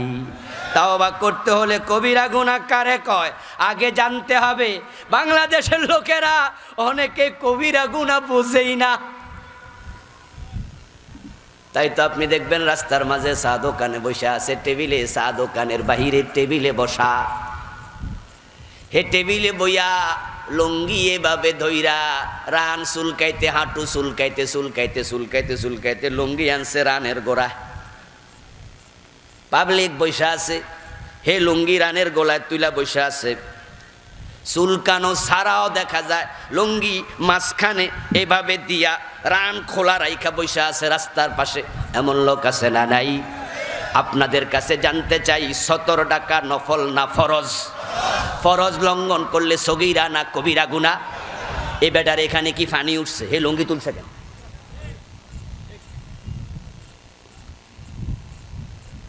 মা কয় ছেলে আব্বাস কইরে, ছেলে কয় মা এদিকে একটা ডাব পাইরা দে, তোর বাবার পিপাসা লাগছে, শরীরটা ভালো না, নরমাল পানি না হইয়া ডাবের পানি হোক। ছেলে কয় আম্মা তাহলে পারতাছি। গাছে ওঠার সাথে সাথে উঠার আগ দিয়াই লুঙ্গি কাঁচা মাইরা দিছে। কাঁচা মারা বোঝেন তো? হাঁটুর উপরে লুঙ্গি উঠে গেল, কোরবানির গরু শোয়াইব। আরে ভাই কোরবানির গরু শোয়াবে, কোরবান করা ওয়াজিব। ও বেটা কোরবানির গরু জবু করার আগে হাঁটুর উপরে কাপড় তুলা কাঁচা মাইরা ধরছে, ওটা তো হারাম। 17 টাকা ফরজ, কোরবান করা ওয়াজিব, কোনটার গুরুত্ব বেশি? ব্যাপারটা হলো এই, কবিরা গুনাহ যে জঘন্য এটা বোঝেও না, আর এইটা যে কবিরা গুনাহ এটাও জানে না। বাবা মা এক জায়গায় বইয়া ভাত খাইতেছে, বাবা হাজি, মাও হাজি, ছেলে মাওলানা, সবগুলো পর্দানসীন, বোন মাদ্রাসায় পড়ে, কেউ বেপর্দায় চলে না, সবার মুখে দাঁড়িয়ে আছে। মানুষ দেখে কয় জান্নাতি পরিবার। রাতের বেলা এশার পইরা সবাই খাইতে বইছে, খাইতে বসার পরে এবার মা কথা তুলছে, স্বামীরে বলতেছে শুনছেন নি? কয় কি শুনতাম কও দেখি। কয় আপনার ছোট ভাইয়ের বউ তো কালকে আমার সাথে এমন আচরণ করছে যেটা ক্ষমা করার যোগ্য না। কি করছে? এবার একটা দোষ আলোচনা শুরু।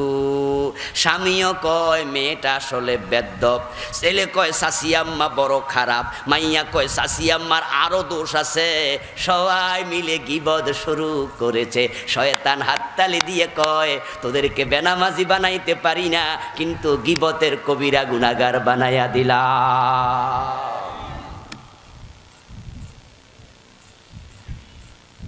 আমার ঘরে কয়, বাবা কয় আমার ঘরে টেলিভিশনও রাখি না, আমার ঘরে বেহায়াপনা নাই, বেপরদা নাই, কিন্তু ঘরে ঘরে গীবত আছে না নাই? যেই ঘরের লোকেরা বিএনপি করে, খবরের মাঝে যদি একটু পায় আল জাজিরা কি কইছে, চান্স পাইয়া গেছে।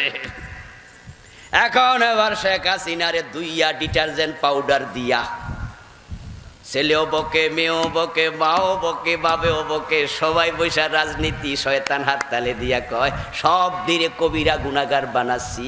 কারণ প্রধানমন্ত্রীর বিরুদ্ধে পার্সোনাল ম্যাটার নিয়ে কথা বলো, এমন বিষয় নিয়ে কথা বলা যায় যে বিষয়টা জাতির জন্য ক্ষতিকর, কিন্তু যখন ব্যক্তিগত আক্রমণ হবে সেটাও গীবত হয়ে যাবে।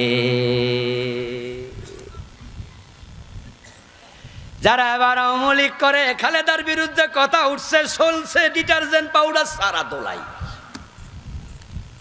বলুন তো এই জন্য অন্যের ব্যাপারে নাক গলানোর বদ স্বভাব আমাদের ভিতরেও আছে না নাই? অথচ আল গীবাতু আশাদ্দু মিনাজ জিনা, গীবতের কবিরা গুনাহ জেনার চেয়েও জঘন্য। আসলে ব্যাপার হলো এটা যে কবিরা গুনাহ লোক বুঝেই না। হুজুর কয় মিয়া মানুষের নিন্দা করেন, পরচর্চা করেন, থামেন তো। কয় না হুজুর আমি নিন্দা করি না তো। কি করেন? এগুলা হে করে, হেসা কথা কইতেছে। আমি কি মিছা কই গুনাহ হইব?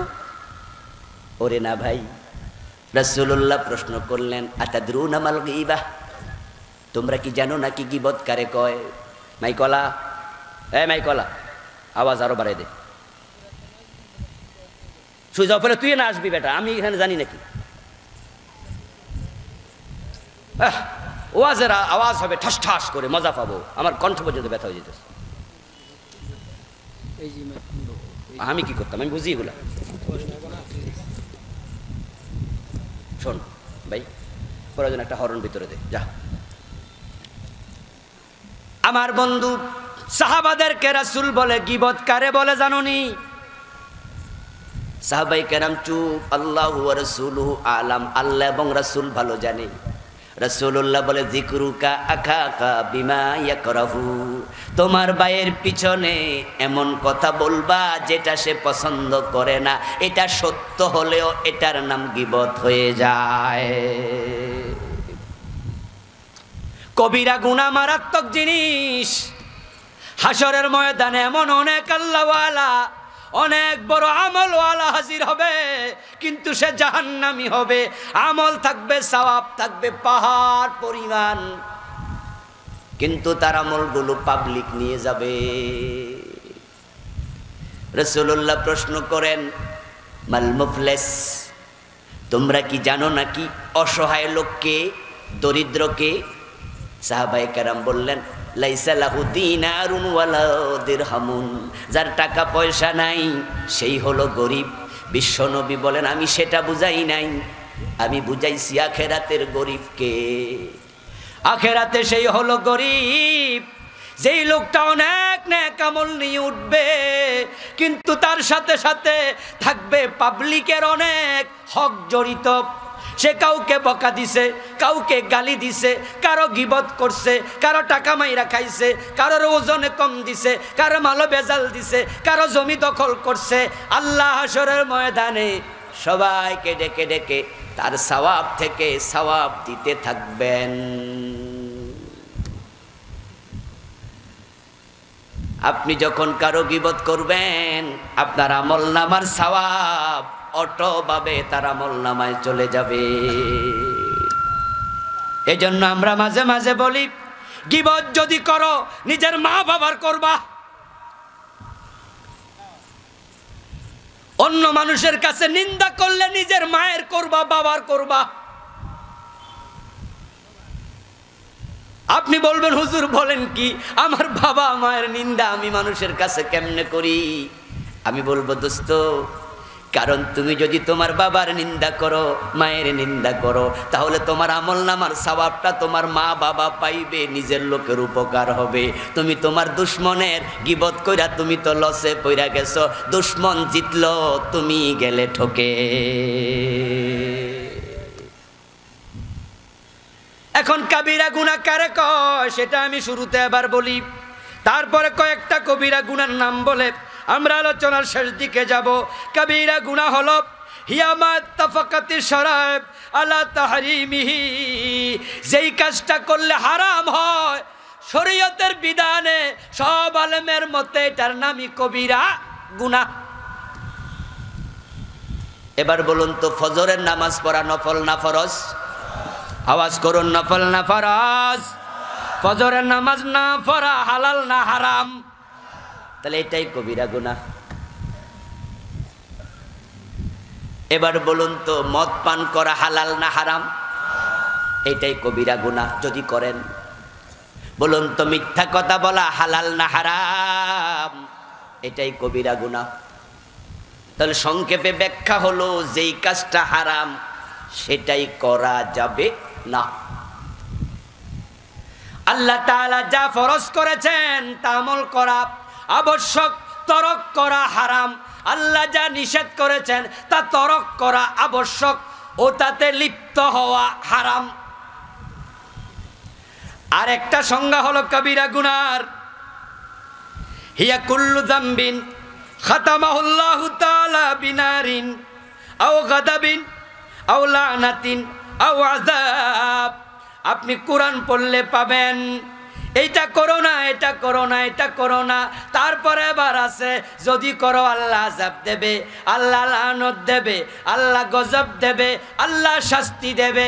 যখন দেখবেন গজবের, আযাবের, লানতের, শাস্তির, জাহান্নামের ভয় দেখানো হয়েছে, বুঝে নিতে হবে ওই কাজটা করলে কবিরা গুনাহ হবে। ইমাম আয-যাহাবী রাহিমাহুল্লাহ কবিরা গুনাহ নামে একটি বই লিখেছেন। বইটার নামই হলো আল কাবাইর। ওই বইতে তিনি কবিরা গুনাহ এনেছেন ৭০টা। আমি জানি না এই ৭০টা কবিরা গুনাহ আপনারা জানেন কিনা। অনেক পাওয়া যাবে এখানেও যারা কবিরা গুনাহ চিনেই না। তো না চিনলে বাঁচবেন কেমনে? বাঁচতে হলে জানতেই হবে। আজকে একটা কঠিন প্রশ্ন করতে চাই। আপনি লজ্জা পাওয়ার কিছু নেই, কারণ সমাজে এই কামের কর্মীর অভাব নাই, হয়তো স্টেজেও আছে। সে কঠিন কবিরা গুনাহটা হল, আপনার কঠিন প্রশ্নটা হলো, বিয়ে করেছেন এখনো বউয়ের মহারানা দেন নাই, এমন লোক এখানে আছে না নাই? সাহস করে কেউ হাত তুলতে পারবেন? আচ্ছা, দেন নাই, আর লাগবে না। আছে যে, এটা আমি নিশ্চিত হলাম। আচ্ছা, এবার একটু বলুন তো, বউয়ের মহারানার হক আপনার দেয়া নফল না ফরজ? কথা বলেন, নফল না ফরজ? এখন না দিলে কবিরা গুনাহ হবে কিনা? যদি আজকে মরে যান কি খবর? আমার ভাগ্নি জামাই মারা গেছে কিছুদিন আগে বিদেশ। গত ২-৩ দিন আগে আমি গেলাম বোনের বাড়িতে, ভাগ্নিটা জানতে চাইলাম বিদেশ মারা গেছে। এখন তো মেয়েটা বিধবা, স্বামীর বাড়ি থেকে টাকা পয়সা কিছু দিছে কিনা, তোর হক আদায় করছে কিনা। বলল ১ লাখ টাকা দিছে, সামান্য কিছু স্বর্ণ ওনাকে গলায় সেটাই আছে। জিজ্ঞাসা করলাম মহারানা কত ছিল? বলল সম্ভবত ৪ লাখ। জিজ্ঞাসা করলাম দিছে কিনা? কয় দেয় নাই। তো তার তো সম্পদ আছে। তার বাবা মা কি বলেছে? তার বাবা মায়ের জবাব, তার মহারানা তার থেকে নেও, আমরা দিতে পারবো না। ও আমার ভাই, আমি আপনাকে বুঝাচ্ছি, আপনি যে মানুষের জমি দখল করে মরে গেছেন, জমিটা ফিরাইয়া দেন নাই। বাবা মরে গেছে 10 বছর আগে, বোনের জমিটা আপনি রেখে দিছেন, দেন নাই। আপনি মরে গেলে আপনার ছেলেরা তো ফিরাইয়া নাও দিতে। বাবার ১ লাখ টাকা হাওলাত দিছ, বাবা মরে গেছে, বাবার তেল আমরা দিমু না।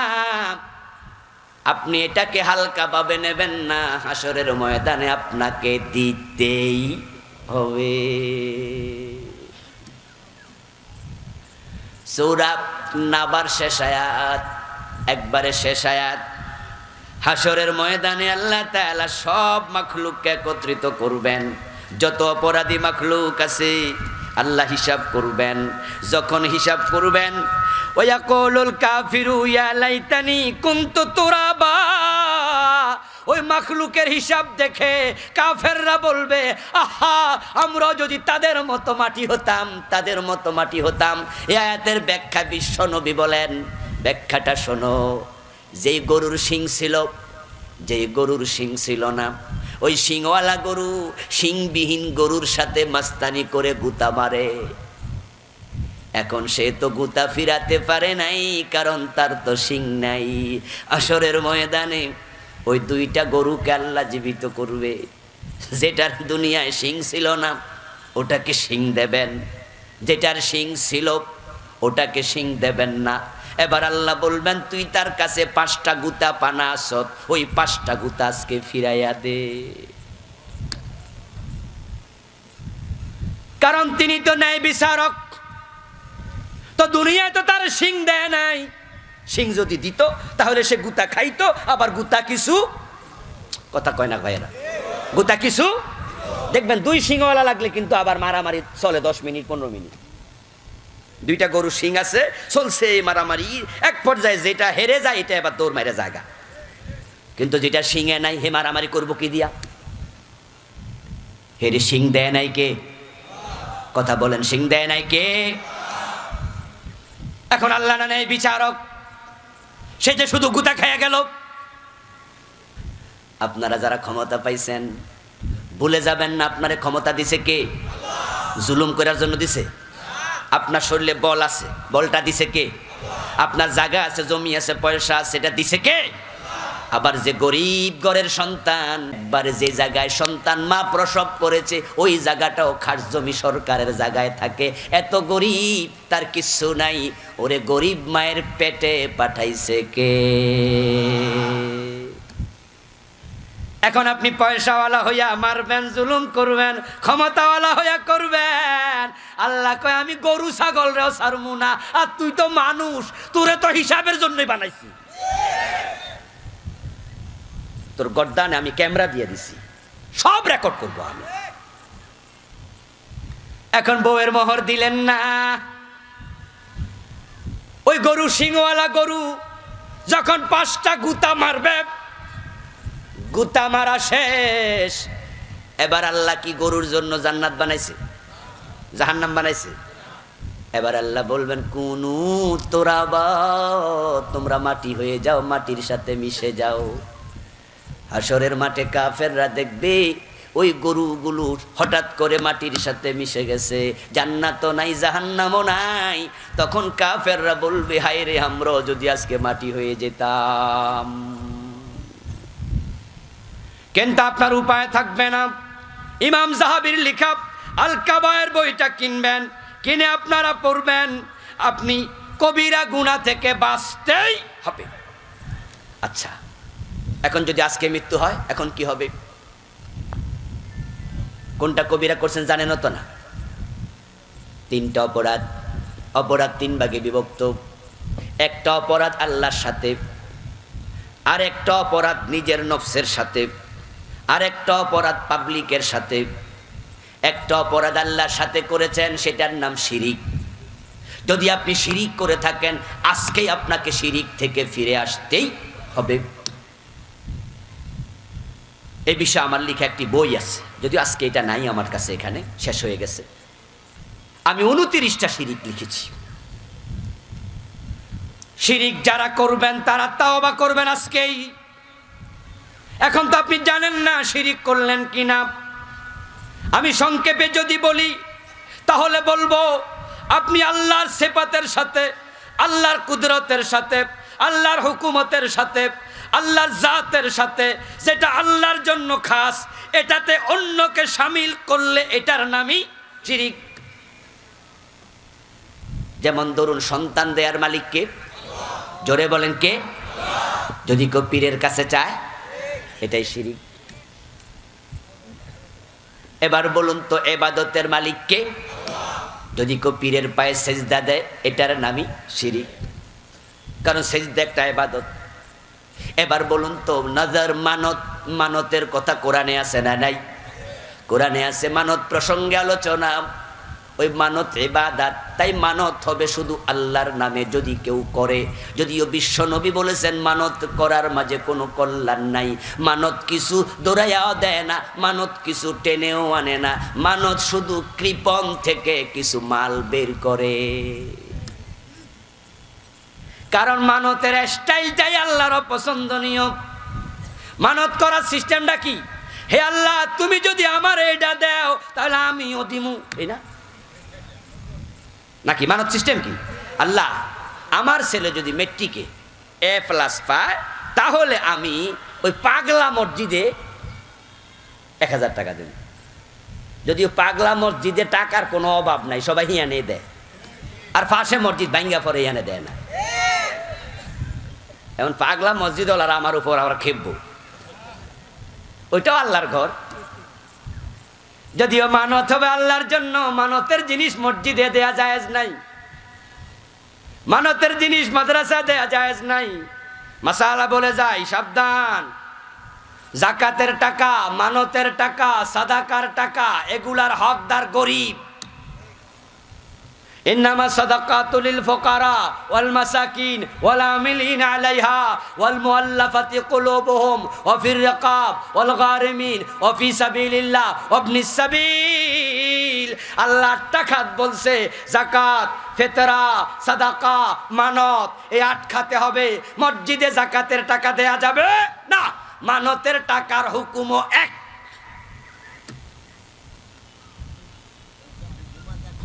কথা বোঝেন? আচ্ছা, যাই হোক বন্ধু, আপনি মানত করলেন, মানতের স্টাইলটা কি? আল্লাহ, আমার ছেলে মেট্রিকে A+ পাইলে আমি গরিবরে একটা গরু সাদকা কইরা খাওয়ামু। কয়দিন পরে মেট্রিকের রেজাল্ট হইছে, A+ বেডা পায় নাই, গরু খাওয়াইবেননি? আল্লাহ, তুমিও দেও নাই, আমিও দিতাম না। এই তো মানত নাকি? তুমি দিলে আমি দিব। আল্লাহ কয়, তুই আমারে ঠেকাইয়া আমারতে নিতে চাস? এজন্য মানত আল্লাহর কাছে পছন্দের জিনিস নয়। আল্লাহর কাছে পছন্দ হলো অগ্রিম সাদাকা। সুবহানাল্লাহ বলেন। আল্লাহ, আল্লাহ, আমার ছেলেটা মেট্রিক পরীক্ষা দিছে, আল্লাহ আমি তোমার রাস্তায় 1000 টাকা দিলাম, আল্লাহ মসজিদে আমি 1000 টাকা দান করলাম, আল্লাহ মেহেরবানি করে আমার ছেলেকে ভালো রেজাল্ট দাও। আল্লাহ এটা খুব পছন্দ করে। কিন্তু আপনি আল্লাহরে ঠেকাইছেন, A+ তুমি দাও, তারপরে আমি। এখন মানত যদি কেউ করে, মানত করলে সফল হলে মানত পূর্ণ করা ওয়াজিব, এখন দিতে হবে। কিন্তু ওই মানত যদি কেউ মাজারে করে তাহলে শিরিক হয়ে যাবে, কারণ ইবাদত হবে আল্লাহর নামে, মাজারের নামে ইবাদত হবে না।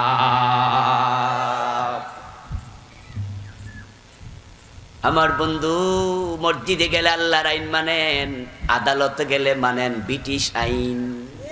আপনি 2 জায়গায় খুশি, মসজিদে আল্লাহর আইন পাইয়া খুশি, আদালতে ব্রিটিশ আইন পাইয়া খুশি। অথচ আইনের মালিক একমাত্র কে? ইনিল হুকমু ইল্লা লিল্লাহ।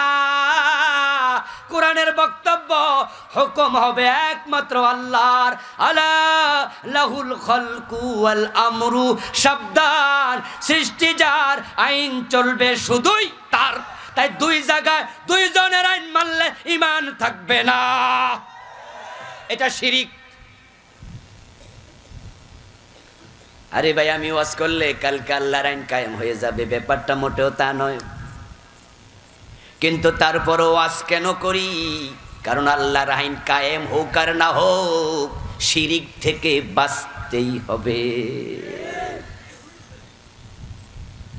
আমার বন্ধু, শিরিক গুলো বর্জন করবেন, এটা আল্লাহর উপর জুলুম। ইন্না শিরকা লা যুলমুন আযীম।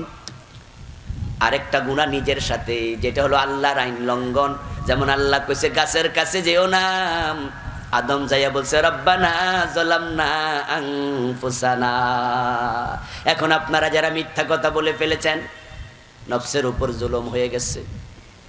আমার ভাইয়েরা যারা মদ পান করে ফেলেছেন, ইন্না আলাল্লাহি লা হাদা, আল্লাহর কাছে একটা অঙ্গীকার পরিপূর্ণ, আইয়ুসকিয়াহু লিমান শারাবাল খামরা মিন তিনাতিল খাবাল। আল্লাহ সিদ্ধান্ত ফাইনাল করে বসে আছে, যে ব্যক্তি মদ পান করেছে তিনি তাকে তিনাতুল খাবাল পান করাবেন জাহান্নামে নিয়া। সাহাবারা প্রশ্ন করে, ওয়ামা তিনাতুল খাবাল? ও বিশ্বনবী এটা আবার কি জিনিস? রাসূল বলে ওসারাতু হালিন্নার, জাহান্নামীদেরকে জাহান্নামে দেওয়ার পরে জ্বলতে জ্বলতে পুড়তে পুড়তে তাদের দেহ থেকে পচা মাংস, পচা গন্ধ, পচা রক্ত, পুঁজ বের হবে, সেই জায়গায় জমা হবে, ওইটার নাম তিনাতুল খাবাল। ওটান থেকে আল্লাহ নিয়া যে মদ খাইছে তারে ধইরা খাওয়াবে।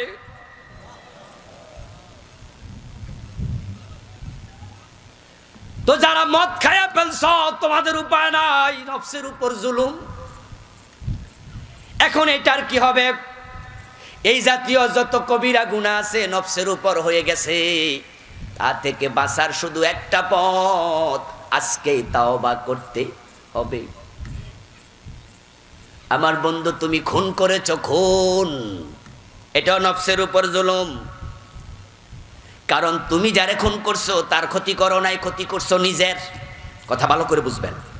আপনি যারে খুন করছেন তার ক্ষতি করেন নাই। যেমন আমি এখানে বসে আছি, আপনি যদি আমারে গুলি করে দেন, হুজুর তুমি ইসলামের কথা কেন কও, এই হুজুরে গুলি করে দিলাম, আমার কোনো ক্ষতি নাই, কারণ আমার জীবন যেতে দেরি, শহীদ হয়ে জান্নাতে যেতে দেরি হবে না।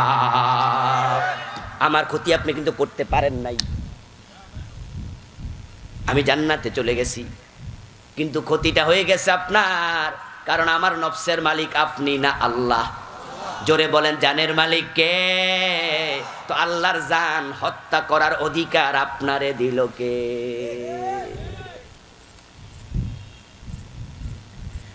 এজন্য বিশ্বনবী বলেন, লাওয়ান্না হালাস সামাওয়াতি ওয়াল আরদ ইশতারাকু ফি দামিন মুমিন লা কাব্বাহুমুল্লাহু ফিন্নার।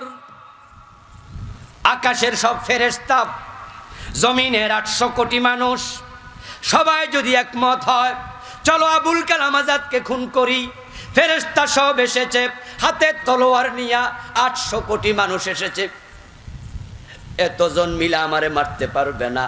ওখান থেকে একজন কয় তলোয়ার দিয়া কল্লা কাটো।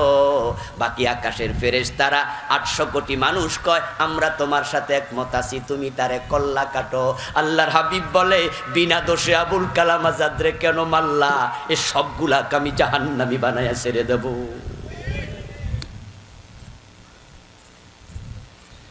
লাওয়ান্না হালাস সামাওয়াত, আকাশের বাসিন্দা, ওয়াল আরদ, জমিনের সব বাসিন্দা, ইশতারাকু, যদি শামিল হয়, ফি দামিন ওয়াহিদিন মিন মুমিন, একজন মুমিনের রক্তপাতে, লা কাব্বাহুমুল্লাহু ফিন্নার।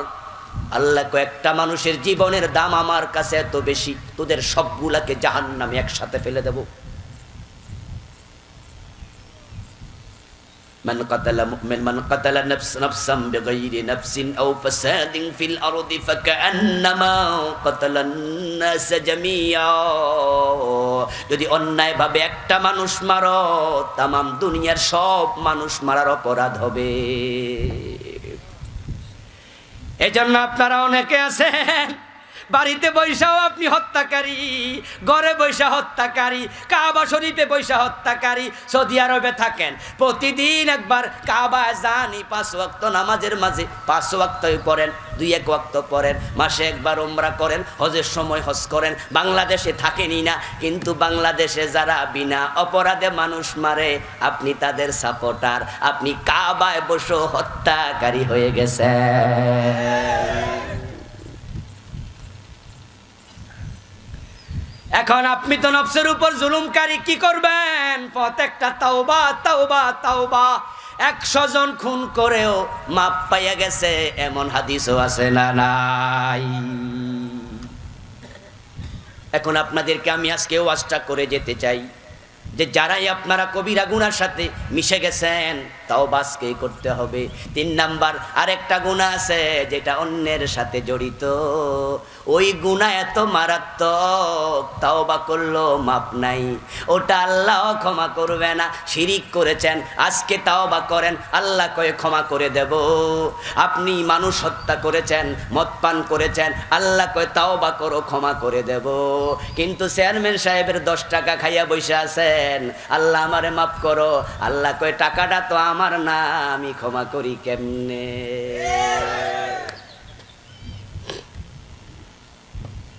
এটা হলো জাহান্নামে যাওয়ার সবচেয়ে বড় কারণ। এই জন্য পরের হকের ব্যাপারে হবেন সবচেয়ে বেশি সাবধান। আমার ভাই, রাতের গভীরে আপনি আজকে তাহাজ্জুদের সময় চোখের পানি ছাইরা দিয়া আবুল কালাম আজাদ হুজুর কি বলে গেল, আমি নাকি তিনাতুল খাবালের ওই ময়লা কদ্দমাক্ত পুঁজ পান করা লাগবে, আমি তো মদ পানকারী, আল্লাহ আমি এসব পারবো না, আমারে মাফ করে দাও, আমি আর মদ পান করবো না। সিদ্ধান্ত নিলাম, কানে ধরলাম, 10 বার উঠবস করলাম ঘরের দরজা লাগাইয়া। ও বন্ধা, আমি পার্সোনালি, আমি নিজেও, আমার মনে পড়ে ছাত্র জীবনে আমিও কানে ধরে ঘরের দরজা বন্ধ করে উঠবস করেছি। ওই গুনাহটা আমি করেছি, আর করব না। দুনিয়ার কেউ দেখে না, আল্লাহ তোমার কাছে কানে ধরে উঠতেছি, বসতেছি। চোখের পানি ছেড়ে দিয়া কাঁদবেন। আপনার যত গুনাহ আছে সব গুনাহ শুধু ক্ষমা আল্লাহ করবেন না, আল্লাহর ওয়াদা ইউবাদদিলুল্লাহু সাইয়্যাতিহিম হাসানাত। কোরআনে বলে আল্লাহ আমি তোমার গুনাহগুলো ক্ষমাই করব না, ওই পরিমাণ সওয়াব দিয়ে দেব, আমি পুরা গুনাহকে সওয়াব বানায়া দিয়ে দেব। আপনি মাজারে সেজদা করছেন, মানত করছেন, শিরিক করছেন, আল্লাহর আইনের বিরুদ্ধে ছিলেন, বুঝি নাই, আমি তাগুতের আইন, আমি ব্রিটিশ আইন মানলে শিরিক হয়, এটা আমি জানতাম না, আজকে তাওবা করলাম, আল্লাহ কয় আমি তোমার এখনই ক্ষমা করলাম। কিন্তু বউয়ের মোহরানা না দিয়ে আল্লাহ আমার বউয়েরটা মাফ করো, আল্লাহ কয় জিনা। ওই বোনের জমিন না দিয়া পরের হক নিজের কাছে রেখে মাপ চাইবা, আল্লাহ কয় জিনা। ক্ষমার সিস্টেম নাই। গীবত করছো যার, মাপ তার কাছে চাও, সে ক্ষমা না করলে আমিও ক্ষমা করব না। রাসূলুল্লাহ বলেন গীবত হলো জেনার চেয়ে খারাপ। সাহাবারা বলেন কেমনে, বিষয়টা তো বুঝলাম না। জেনা তো মারাত্মক আমরা জানি। রাসূলুল্লাহ বলেন কারণ হলো ইন্না সাহাবাজ জিনা ইস্তাগফিরু ফায়াগফিরুল্লাহু লাহু, যে জেনা করেছে ক্ষমা চাইলে আল্লাহ ক্ষমা করবে, কিন্তু ইন্না সাহাবাল গীবা লা ইউগফারু লাহু হাত্তা ইয়াগফিরাহা লাহু সাহিবুহু, যার গীবত করে ফেলেছ সে ক্ষমা না করলে আল্লাহ ক্ষমা করে না। অফিসে আপনি বসেছেন, ফাইলে সিগনেচার করে ফাইল সামনে দেবেন, এটাই তো নিয়ম। আপনার চাকরি তো এটা, আপনার কাছে ফাইল গেছে, আপনি দেখবেন সব সিস্টেম ঠিক আছে, সিগনেচার করে ওকে, কিন্তু আমনে ফাইল ধরেনি না, ছাপায় পড়া রয়েছে। কি খবর? বাধ্য হইয়া ওই ফাইলওয়ালা ক্লায়েন্ট আপনার বাড়িতে যায়, অফিসে যায়, চা দোকানে বইয়া যোগাযোগ করে, স্যার আমার 13 নম্বর ফাইলের খবর কি? কয় আমি তো ধরি নাই, 3 মাস আগে পাঠাইছি। কই যোগাযোগ না করলে আরো 6 মাস থাকবো। যোগাযোগের মানে 2 হাতি লেনদেন, ঘুষ 10,000, 20,000, 50,000, 1 লাখ দেও তারপরে সিগনেচার। এই যে পরের হক খাইলা, কিয়ামতের দিন তোমার উপায় নেই। ওজনে কম দিছে, ওজনে কম। কি চালাক ব্যবসায়ী বাবা রে বাবা। পাথরের গায়ে লেখা 1 কেজি, বাস্তবে এটা 900 গ্রাম। ওই যে বাটখারা, আপনি বুঝবেনও না ঠকছেন। এবং হাতের মাপ, বাবারে বাবা এত জঘন্য, কেমনে যে ঠকাইছে আপনি চোখে নিজে দেখেও বুঝবেন না। আজ থেকে সম্ভবত বছর 20 আগে, কম বেশি অনেক আগের ঘটনা, আমি কুমিল্লার মিয়া বাজার নেমে বাড়িতে যাই। তো নামার পরে ভাবলাম কিছু গরুর মাংস কিনে নিয়ে যাই বাড়িতে। দোকানদারের কাছে গেলাম, সে কেজি 3 সম্ভবত গরুর মাংস আমারে দিল। দেওয়ার পরে বলতেছে হুজুর আপনার আমি ঠকাই নাই। আমি বলছি যে কয় টাকা কম নেও, যে দামটা আসছে বললাম কিছু কম দেই। হুজুর আপনার আমি ঠকাই নাই, আপনি কম দেবেন কেন? তা আমি বললাম 3 কেজি দিছেন, ঠকান নাই, বুঝলাম না। আমি বললাম 3 কেজি, তো কেজি যদি 300 হয় 900 টাকা হবে। আপনি কম নিলে 50 নিতে পারেন, না হয় না নেবেন, ঠকান নাই, এই প্রশ্নটা এখানে আসে না। কই হুজুর বোঝেন না, আমি চাইলে 2.5 কেজি দিয়েও 3 কেজি করতে পারতাম। আমি এই কথা শুনে তো বেকুব বনে গেলাম, 2.5 কেজি 3 কেজি কেমনে করবেন? দেখতে চান? এটা কইয়া আমার যে পোটলা মাংসের ওটা থেকে সে একটু কমাই ফেলছে, হাতে লইয়া কিছু সরাইছে, সরাইয়া বাকিটা ফাল্লায় তুলছে, তুইলা আমারে দেখাইতেছে এখানে 3 কেজি আছে। আমি তো আরো বোকা বনে গেলাম। আমি বললাম ভাই কেমনি কি? আর দেখা মনে নয়, শিক্ষা লাইবেন। এটা আমাদের গোপন এলেন। আপনি চালাকি করে মানুষ ঠকালেন, কান খোলে শুনুন, তাকে ঠকান নাই, নিজেকে ঠকাইছেন। কারণ সেই যে কিছু টাকা পাওনা হয়ে গেল, হাসরের মাঠে কড়ায় গন্ডায় হিসাব করে দিতেই হবে। বাবারে বাবা, ঠকানোর এলেন কারে কয়? আপনি আপেল কিনবেন, যদি একটু এদিক সেদিক তাকান, 1 ডজনের জায়গায় কমলা পাইবেন 11টা 10টা, 2টা নাই। যদি আপনি তাৎক্ষণিকভাবে গণেন তাহলে নিতে পারবেন, কিন্তু জবাব রেডি আছে। ভাই 1 ডজন কমলা চাইলাম, 10টা দিলেন কেন? বলবো মাথা ঠিক নাই। তো তাহলে 13টা দিতেন, কোন এত খারাপ হয় নাই। মাথা যদি ঠিক না থাকে বেশি হয় না কেন? কোন মাথা এত খারাপ হয় নাই।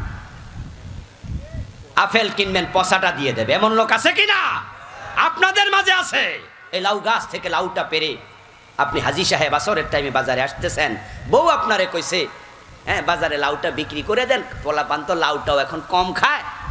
আপনি কোন ওকে, গাছ থেকে টান দিয়া লাউ হাতে নিলেন, হাতে নিয়ে দেখেন লাউয়ের মাছ বরাবর পোকা খাওয়ার ছিদ্র। এবার আপনি বুঝে ফেলছেন এই লাউ যদি ছিদ্রওয়ালা হয় পাবলিক তো কিনবো না। তাড়াতাড়ি করে লাউয়ের একটা পাতা টান দিয়া সিরা ওই ছিদ্র বরাবর থেপ দিয়া থুতু দিয়া ঢুকাইয়া দিছেন একবারে ভালো করে। আর যদি তা না পারেন তাহলে যেই জায়গায় এসে লাউ বিক্রি করবেন, লাউটা আপনি যখন মাটিতে রাখবেন আওয়াজ করে বলুন আপনারা, ছিদ্রটা উপরে দেয় না নিচে দেয়? অথচ হে নামাজি, মোত্তাকি, পরেজগার, টুপিওয়ালা, দাড়িওয়ালা, হে ছিদ্র নিচে দিছে। আর যখন ছিদ্র নিচে দিছেন মনে মনে আস্তাগফিরুল্লাহ পড়ে, লা হাওলা ওয়ালা, আল্লাহ আমারে তাড়াতাড়ি বাঁচা, কিনান না কিনা লাগ, হে যেন টেরি না পায় ছিদ্র আছে। চোরাও কয় আল্লাহ আমারে বাঁচা, ডাকাতও কয় আল্লাহ বাঁচা। ও আমার ভাই, হিন্দুও কয় ভগবান, খ্রিস্টান কয় গড, আল্লাহ কয় আমি সব বুঝি, শয়তানও আমারে রব বলেছে। যখন জান্নাতের সীমা থেকে আমি বের করেছি শয়তানকে, শয়তান বলছে রব্বি ফাংজিরনি ইলা ইয়াউমি ইউবাসুন, ও আমার রব আমার কিয়ামত পর্যন্ত হায়াত দাও। আমার সুরেও ডাকে, ডাকাতও ডাকে, শয়তানও রব বলে, আমি সবার ডাক শুনি না রে, সবার ডাকে সাড়া দেই না। ওই মিয়া আল্লাহ আল্লাহ তাড়াতাড়ি লাউটা বেচালাই, যে বেটা লাউ কিনতে আইছে ওই বেটা ছিদ্র কই টের পায় নাই, তাড়াতাড়ি কিন্না চলে যায়। আর আপনি লাউয়ের টাকা পকেটে লইয়া তাড়াতাড়ি আসরের নামাজে খাড়াইয়া আল্লাহু আকবার ইয়াকা নাবুদু, আমি তোমার গোলাম আইছি। আল্লাহ কয় কয় কেডারে? চোরের ঘরে চোর।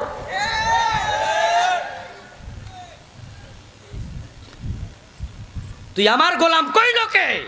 ইবলিস, হারামি। কলেন নবী সাল্লাল্লাহু আলাইহি সাল্লাম মান খাদা ফালাইসা মিন্না, বিশ্ব নবী বলেন যে মানুষকে ধোঁকা দেয় সে আমার উম্মত না।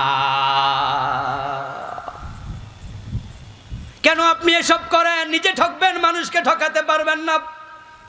Example is the better then advice. সাবার 1 খণ্ড জমি কিনছিলাম, একটু নিচু জমি, মাটি ফেলতে হবে। মাটি ব্যবসায়ীর কাছে গিয়ে বসলাম।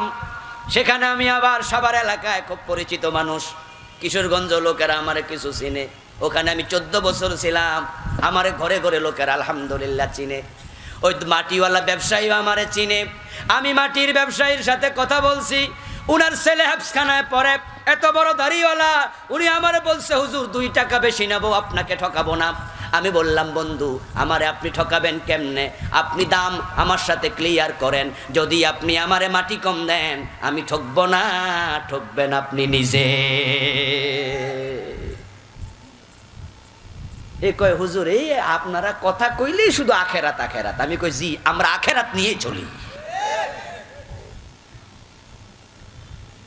এই জন্য আমি আপনাকে ঠকাবো না, আপনি ঠকালে আপনি ধরা খাইবেন। কথায় কথায় মিথ্যা, মানুষ ঠকানোর জন্য মিথ্যাটাকে আমি আমতা করি। কি কোন 350 দিয়া কিনছেন? হুজুর টেনশনের কারণ নাই, যান কিনা দামটাই দেন। এমন আছে কিনা? আপনি আমার পাড়া প্রতিবেশী, আপনি আমার বন্ধু, আপনার তো বেশি নিব, আচ্ছা কিনা দাম দেন, কিনা দাম। আমি হুজুর মানুষ, বিশ্বাস করলাম, 350 টাকা দিলাম। আমার জামাটা ব্যাগে ভরে পলিথিনে ভরে দিছে, হাতে নিলাম, মনে মনে আমি কই ইমাম হওয়াতে দেখছো নি কি লাভ, কেনা দামেও পাওয়া যায়। তারপরে বের হওয়ার সময় হেতে এবার কয় কি হুজুর দোয়া করিয়েন। এর মানে বুঝাইছে ব্যবসা তো নেই নাই, কমপক্ষে দোয়াটা নিলাম। আমিও মন ভরে দোয়া করলাম। পাশে দাঁড়ায় আছে ছোট্ট একটা বাচ্চা, যে গ্রাম থেকে ব্যবসা শিখতে আইছে। বিনা পুঁজিতে বাপে কইয়া গেছে বেতন লাগবে না, কিছু লাগবে না, আমার ফোলার একটু ব্যবসা শিখাইয়া দাও, বড় হইলে আমিও একটা ব্যবসা দিও। ওই পিসি কয় চাচা এটা তো 200 দিয়া কিনছো, 350 কইছো কেন? কয় বেটা ব্যবসা শিখ। হারামি কারে কয়, ঠিক না? ওই পিসি রে কয় ব্যবসা শিখ। 350 না কইলে কি হুজুরে দিত? এজন্য এমন ভাবে কইবি শিখালো। ব্যবসা শিখায় না হারামিগিরি শিখায়। উত্তম এলেম যদি সাদাকায়ে জারিয়া হয়, যে ব্যক্তি কেমনে পকেট মারি শিখায়, এটা ফলো করে যারা চলবে গুনাহে জারিয়া হয়ে যাবে। মানুষের হক আদায় করেন, তারপরে তওবা করেন। মানুষের হক পকেটে রেখে তওবা কবুল হবে না। এই জন্য আসলে কবিরা গুনাহ আমরা পরিত্যাগ করি। আল্লাহ তৌফিক দিন, বলেন আমিন।